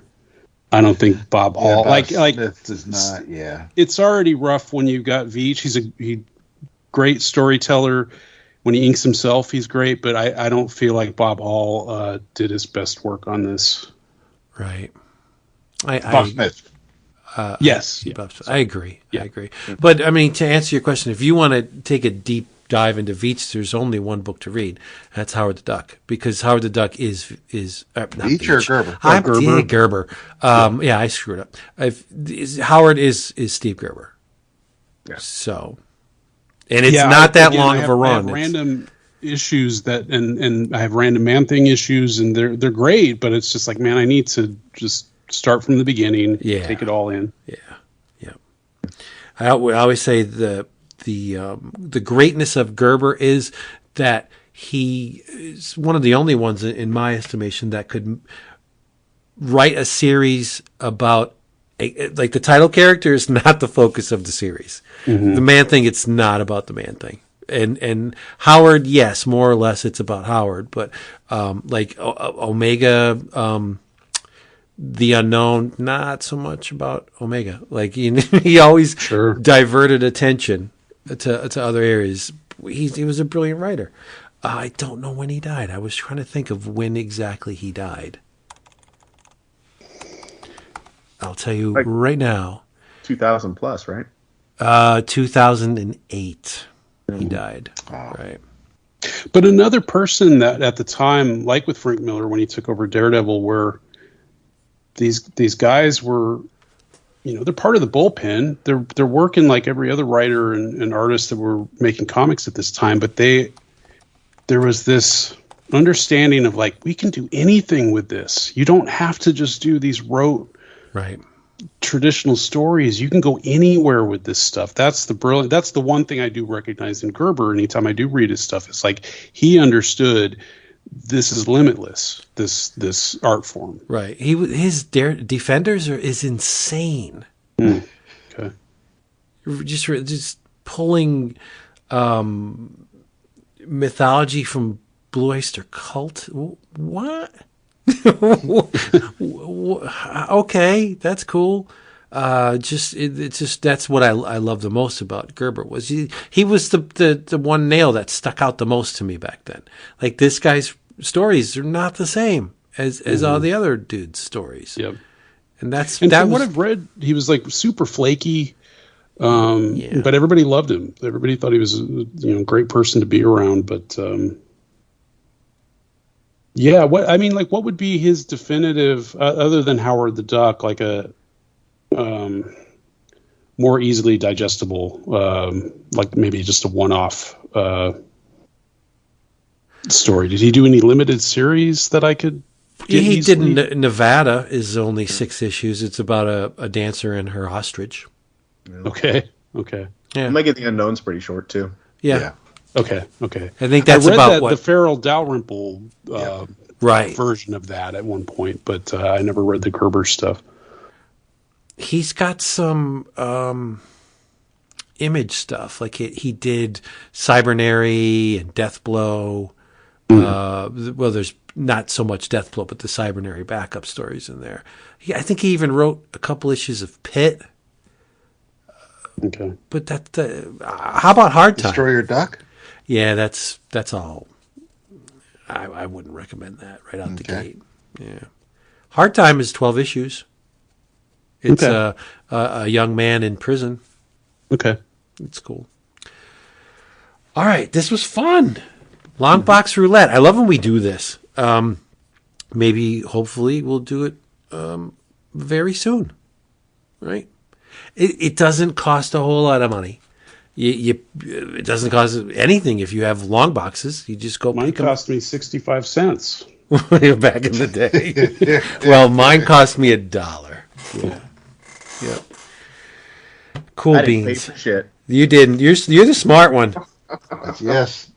So Zach, what are you reading, buddy? Well, the semester just ended, so I'm just now getting to read things that I want to read. Uh-huh. I want to read it all, but so I got the big old collection of Tits and Clits from 1972 to 87. Joyce Farmer and Lynn Chevali and Mary Fleener and so on and so forth. So that is the thing that I am dying to dig into once this grading is done. And it's very beautiful, and it's a nice package from Fantagraphics. Yeah. It's a nice cover. Mm-hmm. But these are things that, like, some of these I've read some of this stuff off and on, just in trying to sort of, make sure that I'm aware of what's going on in the underground. But a lot of this stuff I've not read before. I've never read all of Tits and Clits. Oh, great. So I'm excited to dig in and get the whole thing. You getting the Gilbert Shelton books, the Furry Freak Brothers? Yeah. Nice. Yeah. Those are pretty much one note, but the joy I think with those are in the cartooning. Yeah, that's kind of how I feel about Shelton in general. I mean, I like it, but it is all rather one note, and I tend to I want, if I'm going to read this stuff, I want it to be weird and I want it to be, complex. So the stuff that I really gravitate to from the periods, I love Spain. Like, I just love Spain. Right. Yeah. Because at least with Spain, like, there's like I can switch back and forth between Trash Man and the biker stories, and there's a variety of things happening. So, and I kind of feel the same way about, the women cartoonists of the period. I want it to be complex and interesting and give me lots of different things. I want an anthology, not, 500 pages of the same jerk off jokes. True. I like Trash Man, but I think, what's her name? Big Bitch? That Spain did. I love that character. It's like, get over here. Just grabs the guy, jams his head between her legs, and then continues on with her day. Yeah. Terrific stuff. It is. Great. Fun for the whole family. Yes, yeah. I mean, she knows what she wants. There's nothing. Right. Yeah. I'm going to take it. Right. All right. Let's check the clock on the wall here. See what we got going on. Oof. We've pushed it to the limit. Anybody else have any wrap up, closing comments on anything that we've talked about this episode? I have a blast. I have a question. Yeah. Oh, nice, a question. I have a question for the group, because it seems as though, with not the Doctor Who issue notwithstanding, we read two sort of either literal or sort of spiritual endings of things, right? Or sort of talked about them, right? Right. With like Born Again being sort of a spiritual ending of Daredevil, even though it's not literally the end. So what are other spiritual endings for comic series for you? Like, where does the character stop for you? Right. So if Daredevil stops after Born Again, where does Batman stop? What is the end of Batman for you right now? Or what is the end of Spider-Man for you? Or what is the end of the X-Men? Batman. Good question. It seems like Dark Knight Returns would be a given. But that is kind of where it is for me. Yeah, I always thought that the character, and it's really odd because Dark Knight Returns was the explosion of Batman's popularity. I mean, yeah, Batman was popular before, but with Dark Knight Returns, everybody had eyes on Batman. It seemed to me. I remember we all know the perils of being a comic book fan in the 70s and 80s, and I remember being at Wildwood, New Jersey, when Dark Knight Returns was coming out. I think it was at the time of the third issue, and I had a Batman shirt, just the yellow oval with the black bat on a gray background. And one guy was working, I don't know, a game, and myself and my then girlfriend walked up to the guy, and he goes, "Hey, you reading that Dark Knight Returns?" And I was like, "Holy shit!" That's when I knew that this Dark Knight Returns thing was meaningful, was powerful, because the guy at the carnival was talking about Dark Knight Returns to me. But to answer your question, Zach, the Batman in the comics after Dark Knight Returns is not the same Batman to me. Mm-hmm. It's not. Miller just I mean, yes, I love DK2, but that's not the same Batman to me. It may be a continuation of that storyline, right, but it's definitely not the same Batman. How many creators actually get to do aside from creator-owned stuff, but so mainstream Marvel DC properties, how many writers get to write the beginning and the end like Miller did with Year One and Dark Knight Returns? Right. I mean, he did do it with Daredevil, even though he probably put the final note on Daredevil. But and that was the other thing I was thinking of when Matthew talked about how Born Again was taking place within the series proper. Same thing with Year One, and those 4 issues of Batman were just amazing. And I do. Part of me misses those days when you can kind of have, like, I mean, they kind of do now because they just write for the trade. But for a long time, instead of telling a character's story like that, they would just decide to abuse the readers and pump out a different limited series to tell that particular story, leaving the ongoing to be its own thing. But aside from Batman, Spider-Man, I was thinking about Spider-Man, and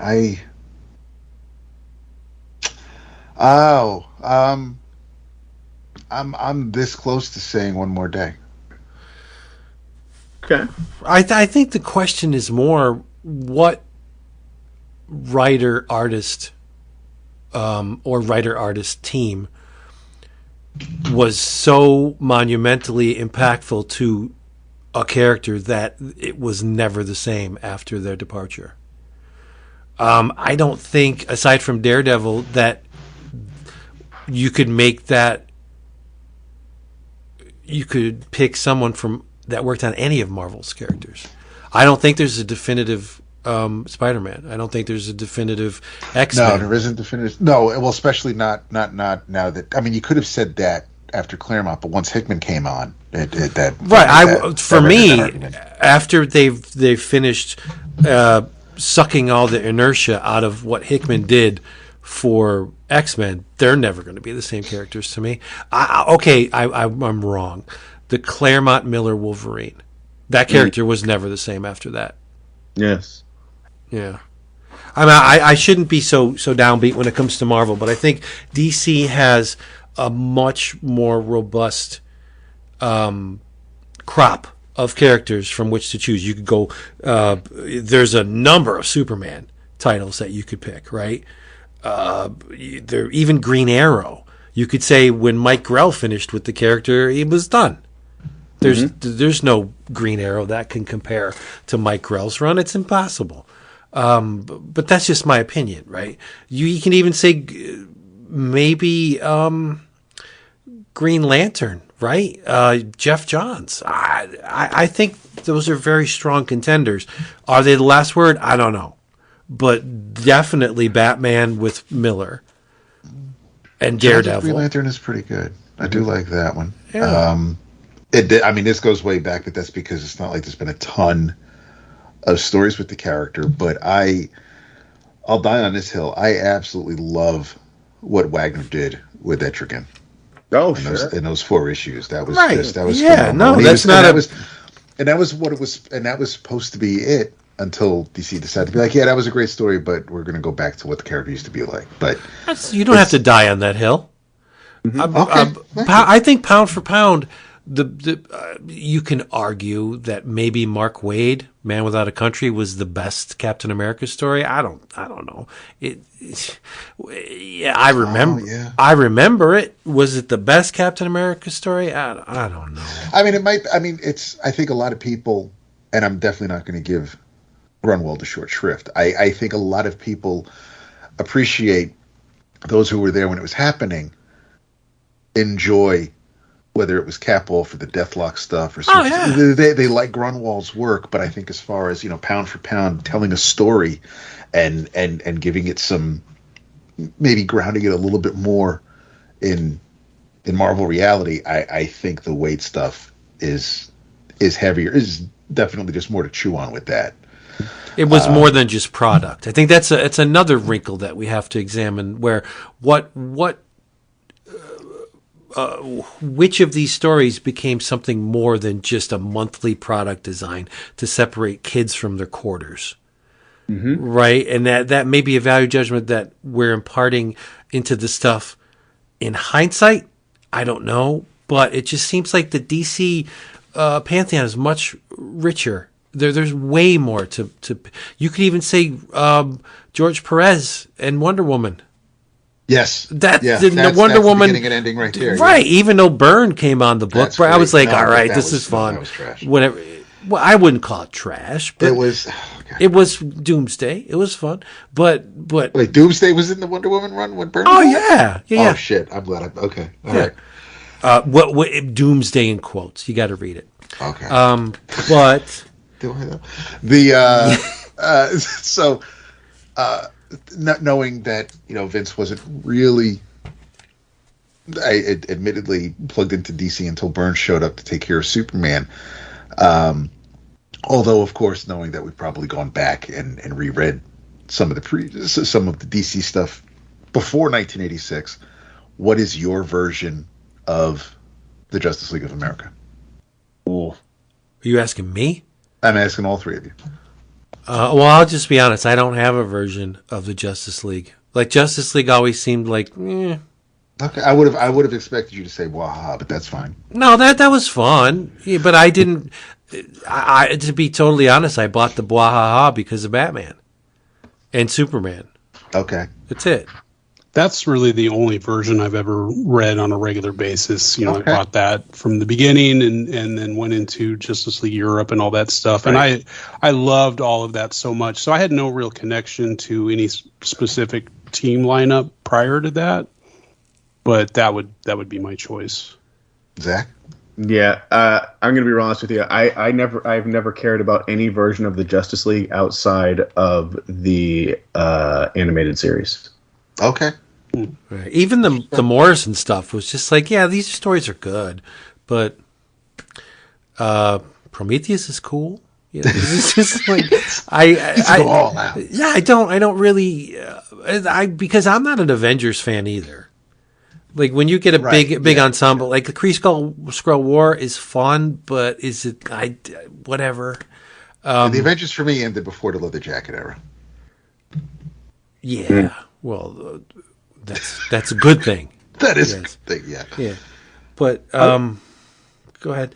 Well, Zach, I was going to say for your question about a character who has a proper ending, but of course with any of this stuff, it always gets revamped and rebooted and all that stuff. But I remember being really satisfied with Nexus when Horatio Hellpop was able to finally stop being Nexus, and the Merc basically relieved him of that. That felt like I was getting an ending to his story, and of course they picked it all back up again, and he eventually became Nexus. But I remember when that stuff was coming out at the time, it was like, oh, I feel good that this person's finally able to just live their life and not have to be burdened with this anymore.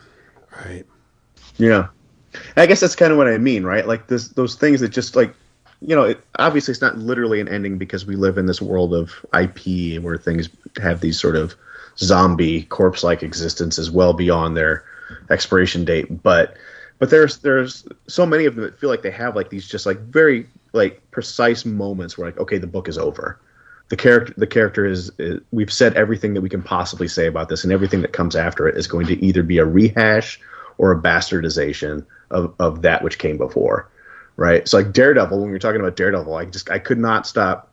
I kept thinking about like that, like because there's moments in Daredevil that follow the Miller run that I really like, but all of them are just really trying to recapture what Miller did. Right. Right. Not a single one of them, I think, successfully has done that. Even the ones that I like. But we keep we keep going back to that same well when it's done. It's over. Right. Like you're not going to do it. And if you do try to do it, well, you're just a poor imitation of that thing. Right. Yeah. So I kind of feel that same. So I think the Hickman example about the X-Men is really good, though, because he does something totally different. But for all intents and purposes, I mean, the book is basically done when Claremont's done. Right. Like the characters are done. We've said what we're going to say. Like we don't really get like exciting new things. I mean, there might be moments, but like everything we know and love and understand about those characters is established in the late 70s through the mid 80s. Right. But I think the Claremont conversation it goes on too long. Like there was a point in Claremont's X-Men where he just kept saying the same things over and over and over and over and over. Like you could have stopped 10 years before and still would have had a really good run. Yeah. I love discussions like this because it makes me reevaluate the stories that really matter to me. And it I know I'm the flag waver for this artist, but it destroys me that so many of the seminal moments in comics came from the mind of one man. Sure. Yeah. Because if you say, well, when did Batman begin and end for you? Somebody may say, year one. That was it. After that, I'm done. I don't want to. But someone would say Dark Knight Returns, right? Savvy people may say DK2, but smart people. Yes, but then you have this vibrant, vital. Come here, Carrie. Get in my mouth. But you can also say that about Daredevil. Like, that is the defining moment in it could be Born Again. It could be The Man Without Fear. Maybe, that could be your Daredevil story, which was a great Daredevil story. But again, from Frank Miller's mind, like, we should Futurama Miller and save his head, because we don't ever want Frank to die. Mm-hmm. Yeah, he'll end up like Bizarro and fall sitting on our desk. Yeah. Oh my God! Have Clark Kent push Lana Lang out of the way. Okay, real talk. If you had to pick a moment where you were just like, okay, at the end of this story, Superman's done. They're never going to get any better with Superman. What would that be? Superman specifically, or anyone? No, Superman. Superman. Yes. Assuming you've read Superman. I mean, I feel like it's its own thing, but All-Star Superman to me is just like, that's the only Superman story I ever feel compelled. Well, that and For the Man Who Has Everything, but I feel like that is just a nice story that anybody could pick up and read and not really know anything about Superman. And that would be my choice. For the Man Who Has Everything is a good mention. Yeah. I think For the Man Who Has Everything is the end. But I think also, but I agree with Matt that if I'm going to try to explain Superman to someone, I think the quickest and best way to do that is All-Star. My only issue with that is that it's Grant's. It's kind of like their love letter to the Silver Age, and even though there is some modern day tech and jargon or a feel, it's still kind of based on that sillier Superman stuff. Mm-hmm. And as great as it was, because I grew up reading that shit, and as beautiful as All-Star Superman is, it's totally a me thing where I love everybody who loves it, because listen, if that's what made Superman cool to you, that's great. I don't care how you got to the party. You're here. That's awesome. But it sticks out to me because of everything else more modern that I've read since Byrne. All-Star Superman just feels a little out of place for me, and that's totally a me thing, and I get that people absolutely adore the story, and that is, I love that they do, but I've always had a problem putting a period on, or having All-Star Superman be the period on Superman. Yeah, I feel the same way. I like the story a lot. It's legendary. But for me, Superman ended with the Triangle era. When they stopped putting the triangle on the cover of the book, I was done. I still read them, but I mean, obviously Byrne was the key and the ignition for me. And then Stern and company, everybody, Wheezy, everybody that touched Superman in that bracket of time from end of Crisis and Byrne coming on to the end of the Triangle era, that chunk of Superman, there will never, ever, ever be a better Superman than that. And it's a lot of it, most of it, because Byrne was smart enough to realize that Kirby cast the die with Jimmy Olsen. Jimmy Olsen is essentially the template for all of the Triangle era Superman. No question about it. And maybe that's why I like that era so much. But I just think it was a very familial aspect. There was a huge cast of supporting characters that were all very, very vivid. Even the whole death of, which could be seen as a cliched kind of marketing gimmick. And it was, but it worked. And we all read it and loved it. And it just so happens we got one of the best villains in comics out of it. Whatever. I love the Triangle era. If I could, I really think that they should they started republishing them, but I really think DC should continue that until we have every single one of them republished, and then they will stand the test of time as the best Superman ever got. It is. You're not wrong. Nothing you're saying. I probably. Definitely, it goes up to and through Death of, and the introduction of the 4 fill-ins. Yeah. It might end with Red and Blue. It might end with Electric Superman for me. I'm not sure. Pshaw. I know. I have to. I have How about to the really Storm Giants? Well, that's because I didn't even.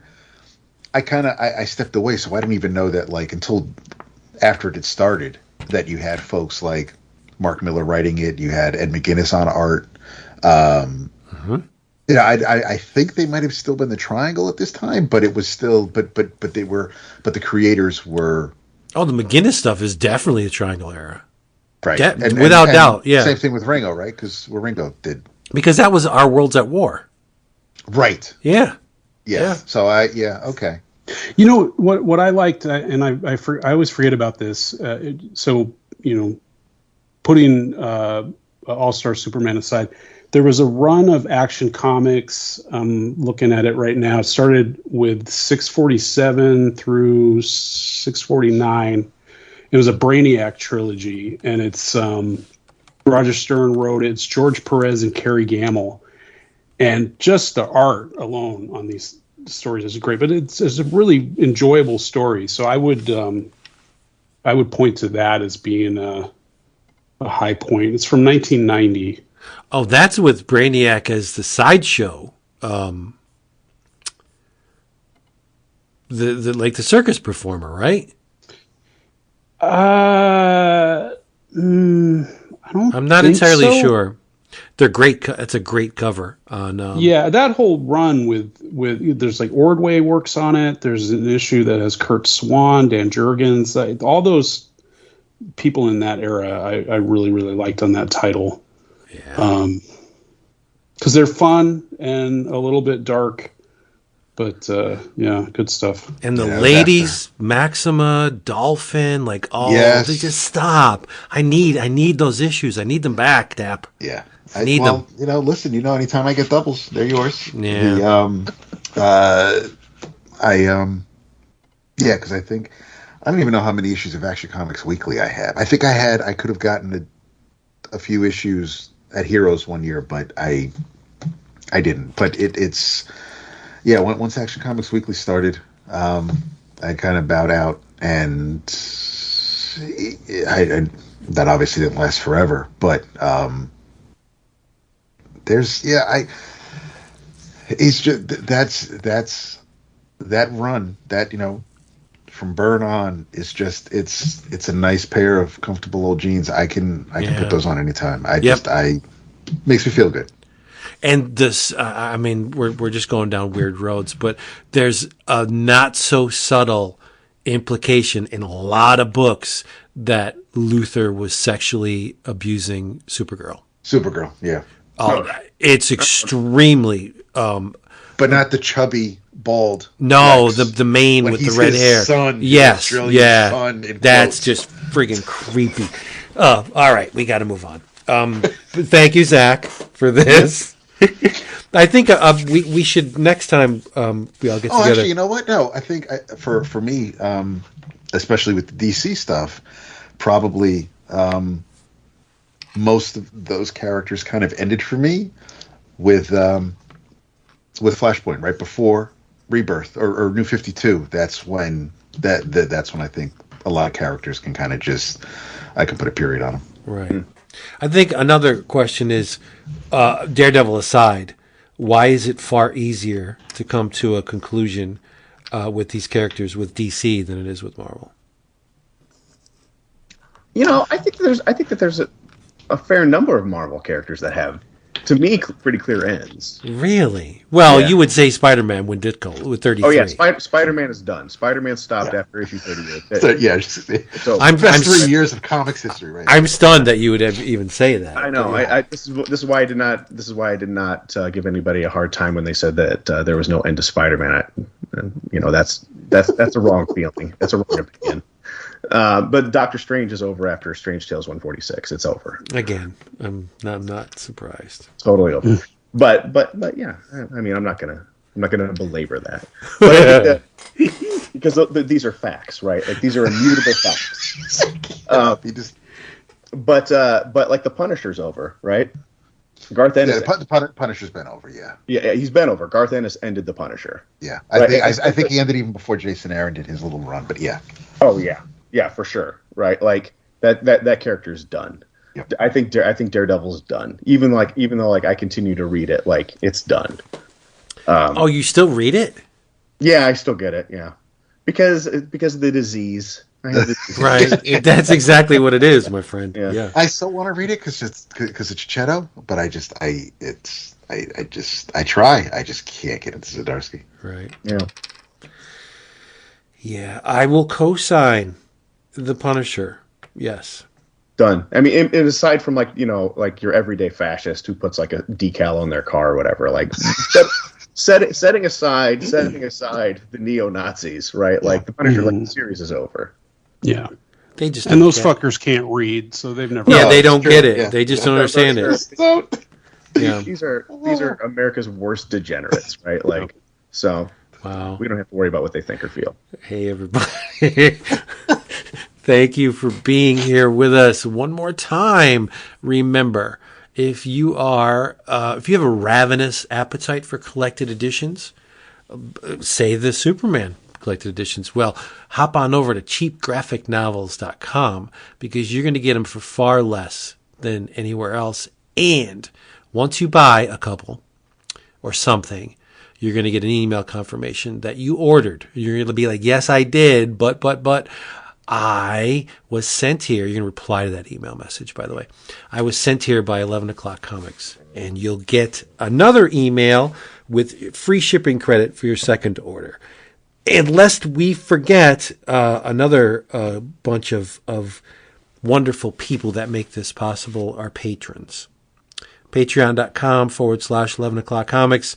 Audio, video, polls, you get downloads, pages pulled from comics. It's verisimilitude. Just go there. Check it out. If you would love to join the family, we'd love to have you. Patreon.com/11 O'Clock Comics. Anybody do free comic book day this year? Not I.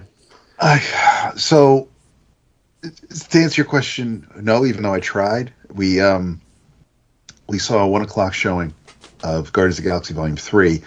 Left the theater, went downstairs at the mall to Newberry Comics, and it didn't look like they were participating in Free Comic Book Day. What?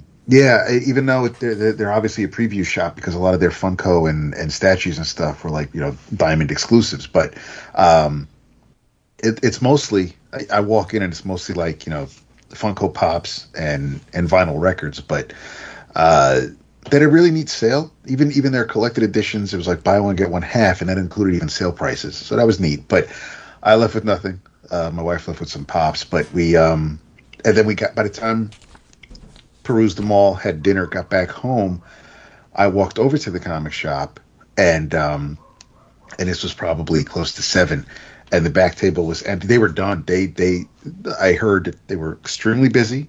They had like maybe 6 free books left by the end of by 4 or 5 by 5 o'clock, and so they had a very good day. So yeah. Long story short, to answer your question, it's I wanted to, but no, I didn't participate. Okay, I did not as well, but good old guy that he is, Dave at Comics on the Green, saved one for me, and it's the Image Free Comic Book Day release, featuring The Sacrificers by Rick Remender, Max Fuimara, and Dave McCaig. I'm not going to say much about this book other than I'm glad that these creators are finally realizing what's up and they're abandoning the mundane for fantasy, because Wes Craig did it. After he finished Deadly Class, he went on full fantasy with Kaya. Now Remender's getting a clue and he's bringing it full fantasy with The Sacrificers. I'm being facetious, of course, but I wouldn't have been if Jason was here. The book reveals a little bit of the cosmology of this world. There seems to be a sun god that mated with a moon goddess and created a child. And the child is petulant and impulsive, and dad likes to fool around. I'm being vague because you should just read this. And there are anthropomorphic bird creatures that, as the title implies, the sacrifices must be made. And at the end of this book, excuses are made as to why a sacrifice is not given to these beautifully designed characters. I don't know where. It's only a hint at what's to come, obviously, but Fuimara, holy crap. We've seen what he can do with Abe Sapien and other books in the Mignola-verse. This guy's just incredible, and he seems to have leveled up here even more. So, pencil this in your must-buy column. The Sacrificers, a new ongoing series coming this summer from Giant Generator and Image Comics by Rick Remender, Max Fuimara, and Dave McCaig. Characters are amazing in this thing. Just get it. It's free. It's free. I'm sure Image does some kind of download where you can go to the Image site and you can download the free comic book day thing. They should if they don't. They're giving it away. It's not like they're losing money on it. Let people download it. That is true. Right. Or at least maybe from Giant Generator's website. Maybe Rick can put it on the site. The visuals are astounding. That's cool. Period. Yes. I'm going to check it out. What'd you say? It's not going to cost you anything. That's true. Well, as long as I can get it, yeah. In your travels, this was something that I just saw in previews, ordered it on a whim. I shared some panels with the Slackers a couple weeks ago. It's a graphic novel that's been rewritten. Originally published in 1950, it's a picture novel. It's like considered, I guess, one of the first. Even though I guess it's Contract with God or Eisner's Tenement Stories, like that's maybe considered the first graphic novel. This is a picture novel originally published as it was originally in 1950. Source Point Press and Tim Fuller republished it, rewrote it. The original book is called It Rhymes with Lust. Source Point has a book out called It Rhymes with Funt. And the art's fantastic. The art by Matt Baker and Roy Olson is I like it a lot. It's a lot better than some of the, or it's up there on par with some of the better like romance stories from back in the day. This is if you I said on the Slack, if you're a fan of the ZAZ movies, the Zucker movies like Airplane and The Naked Gun or Police Squad, if you watch the show, if you like that kind of corny, cheesy, jokey kind of little more off than your typical dad joke. This you'll likely get a kick out of this. It's I mean there's a couple. Like I said, I shared some panels on the Slack because out of context it might just sound like someone trying to explain a joke, which is always a fool's errand. But there's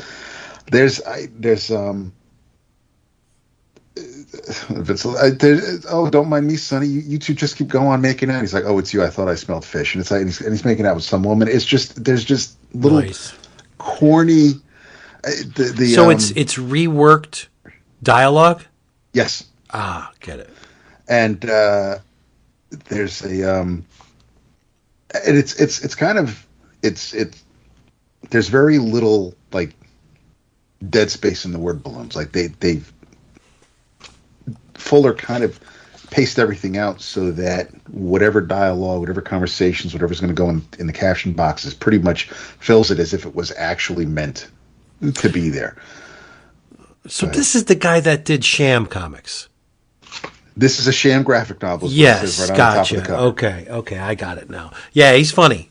He's real funny. It is. Yeah. I mean, there's. I mean, everybody. The Bob Woodward goes back to his hotel and he's drinking scotch and Yoo-Hoo, but the Yoo-Hoo's gone rancid, so he's got to drink just scotch straight up, and there's just little stupid things like that. But there's an actual honest to God story here, and basically, Margot Funt is a widow of the guy who kind of pretty much ran the town.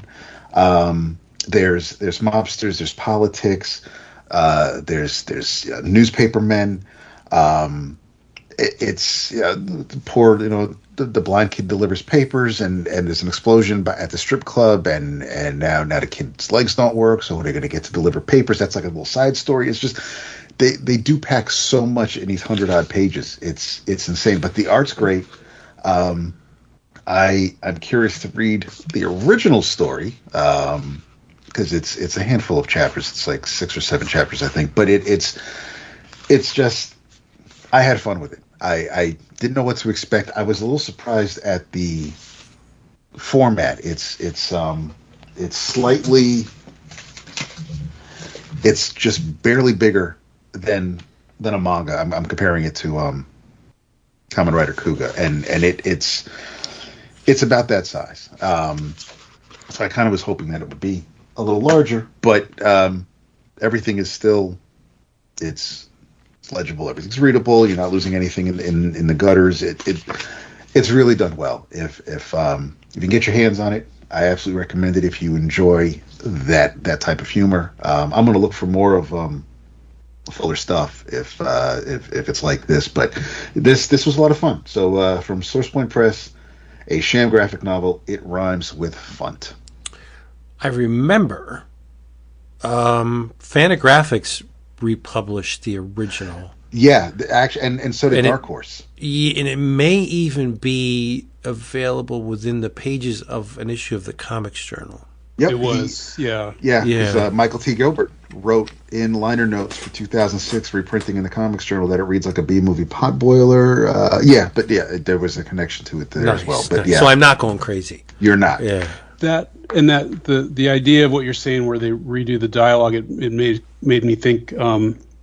My mom said when she was in high school, there was a local radio station that whatever the movie of the midnight movie that was shown on TV that night, you could turn the sound down on your TV, and the people on the radio station would do new dialogue. That's awesome. Whatever movie it was. So it sounds like the comic book version of that. It is. That's exactly it. Yeah. That's cool. Fun fact, Matt, and you may not be surprised by this, but I cannot stand Mystery Science 3000. Yeah, I don't get it. I don't understand it. It's so smart. I know. Zach hates us for show. that too. Yeah, I don't get it either. I think it's an abomination. So you said that often. I'm not trying to piss Zach off, but I'm with that. Because I remember I subscribed to Video Watchdog, and yes. Tim Lucas was very anti MST3K, but he eventually came around. And what was making everybody angry at the time was that they were getting really nice prints of these movies that weren't available on VHS at the time without their commentary. So people were angry, like, why can't I watch whatever the movie is by itself? And they eventually started to do that, where you could watch it with their commentary, and then they would also have a version of it without that. But I mean, I think that those guys had a genuine love for that stuff. I don't know. I always thought it was really, really fun. Oh, I don't think that they were malicious, or they were trying to make fun of it in the sense that, you know, this is stupid, so we're going to show you how stupid it is. I think they actually enjoy the movies that they're doing. It's weird, probably coming from me, but yeah, the whole idea of watching these dudes and these robots sitting in front of a theater looking up at the screen and just talking over the movie, that just I can't get it. Do you guys remember the movie It Came from Hollywood? Yeah, so I'm assuming you hated that too. No, I don't. Not especially. I just think it's. Okay. To be totally honest with you, maybe I've seen about 4 episodes of Mystery Science Theater, but unfortunately, one of them was one of the Gamera movies. I forget which one it was. Oh, sure. They did a whole bunch of those. Yeah, and I love those movies. Yeah. And when they were shitting all over it and just, you know, I was like, what am I? What? No, you just. So, you know, I totally get that, but just to be the contrarian, I guess, you know, joking booze aside, I don't really give a shit what anybody thinks about this stuff, but like, for me, when I was watching that stuff as a kid, when I started watching that show in the early 90s, I didn't know who Bird-Eye Gordon was. Right. I had no idea who Roger Corman was as a 6th grader. But suddenly I knew who Burt Gordon was, I knew who Corman was. I knew who all of these people were, and I am deeply passionate about all of those movies today because of MST3K. Wow, you learned about them from that show? Because I was a kid. It was on. So when I first saw that show, like I lived in a rural town in rural Indiana. We did not get Comedy Central or Ha or whatever, right? Right. So MS3K around season 3 or 4 went into maybe 5 went into syndication on went into syndication as the Mystery Science Theater Hour. So on Saturday nights, I would watch.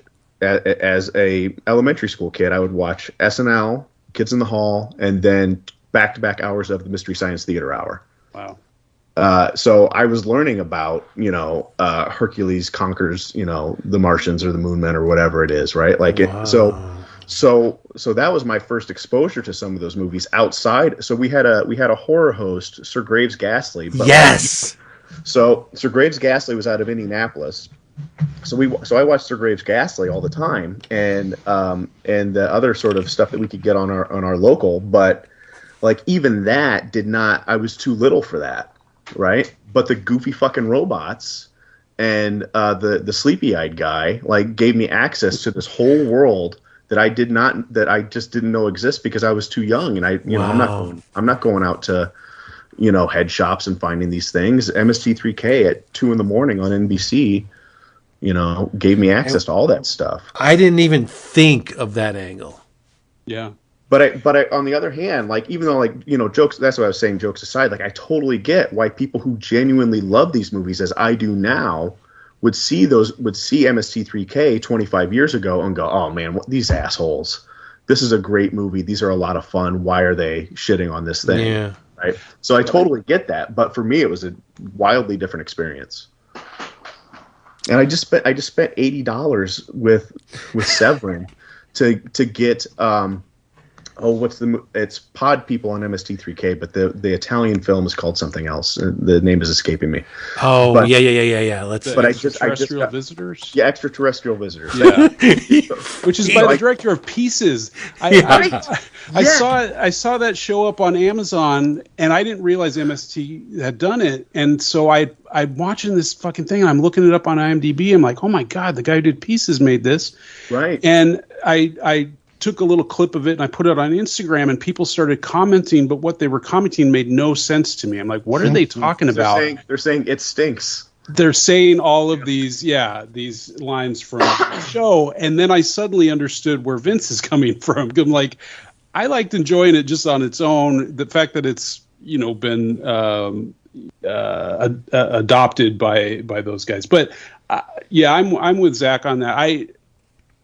Going back to the what I was saying earlier about the that movie, It Came from Hollywood. The same thing. I didn't know who Ed Wood was until I saw that movie. So that was my introduction to that stuff. Because Fangoria wasn't really. They would mention Ed Wood every now and then, but that was like when I actually saw clips from the movies. And thought, I need to watch this entire thing, not just this 5 minutes that they put in here. Right. And you didn't read Psychotronic? Much later. I read that in starting in high school. So, so that movie came out in like 82 or something, I think. So that was well before I had access to Psychotronic, if that was even being published at that point. Yeah, I believe it. Probably the first volume was, and then he graduated to the more upscale magazine. Yeah, I wouldn't even have been aware of where to buy that at that early stage. I was 9, 10. Nice. See, I don't even. Just one more as it relates to Michael J. Weldon, right? Like the only reason I know who Michael J. Weldon is again because of MST3K. Mm-hmm. Yep. Damn you! Shut up! I don't want to hear it. All right. Goddamn Zach, always making me look at things from different angles. Sorry. I can't be myopic with you around. Nope. No, I won't allow it. Shit. Where did we leave off? Whose turn is it? Either me or Zach. Okay, well, pick. Fight it out. Knife fight. Knife fight. All right. Well, I got mine is expensive, and I have a caveat with it. But in your travels, if you consider yourself a Frank Frazetta fan, get the Taschen book that came out a few months ago, The Fantastic Worlds of Frank Frazetta. Gorgeous package. The quality of this book is stunning. It is like you won't need any other. Well, there's where the caveat comes in.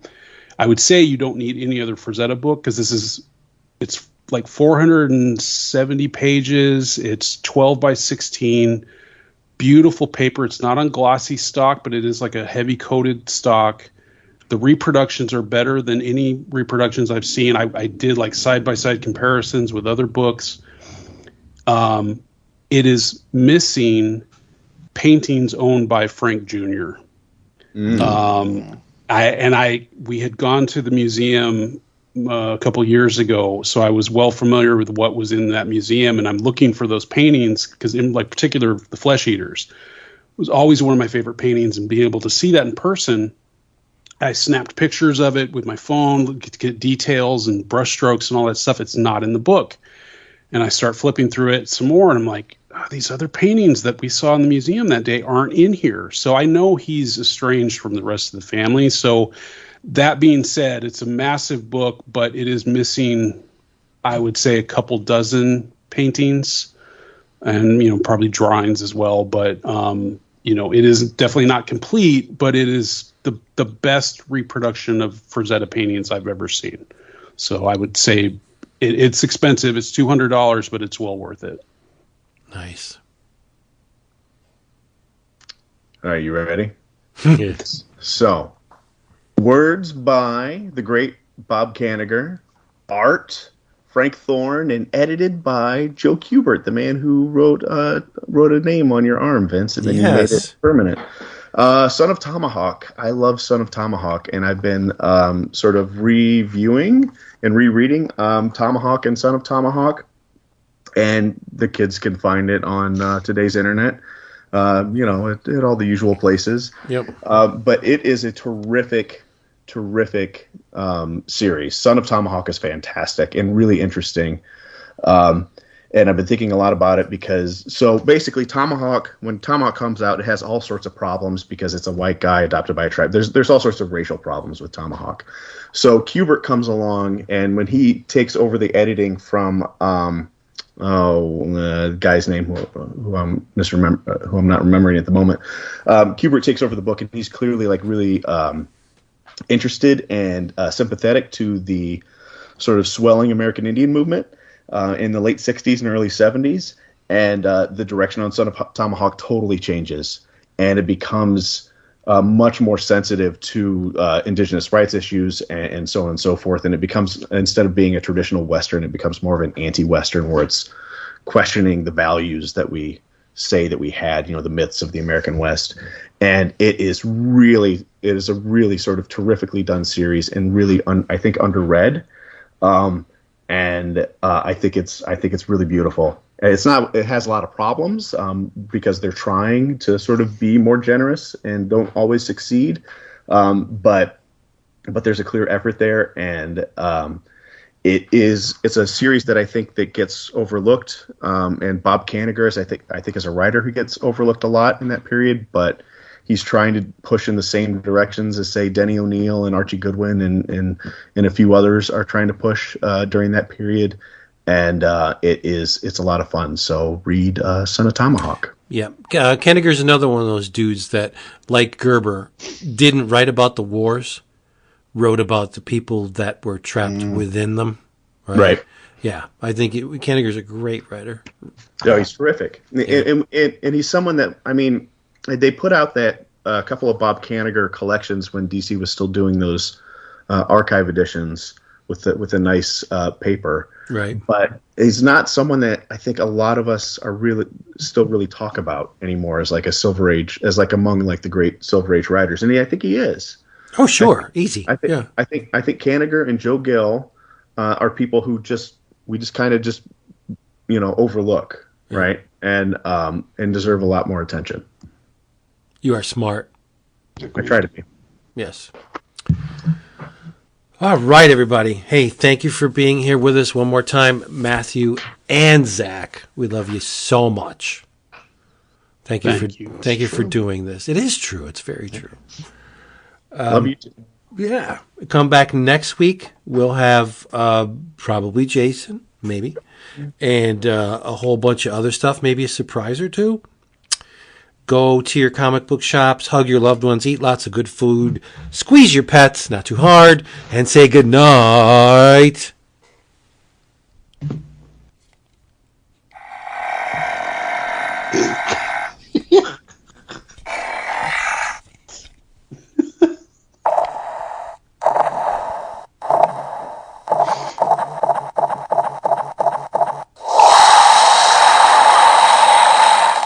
David.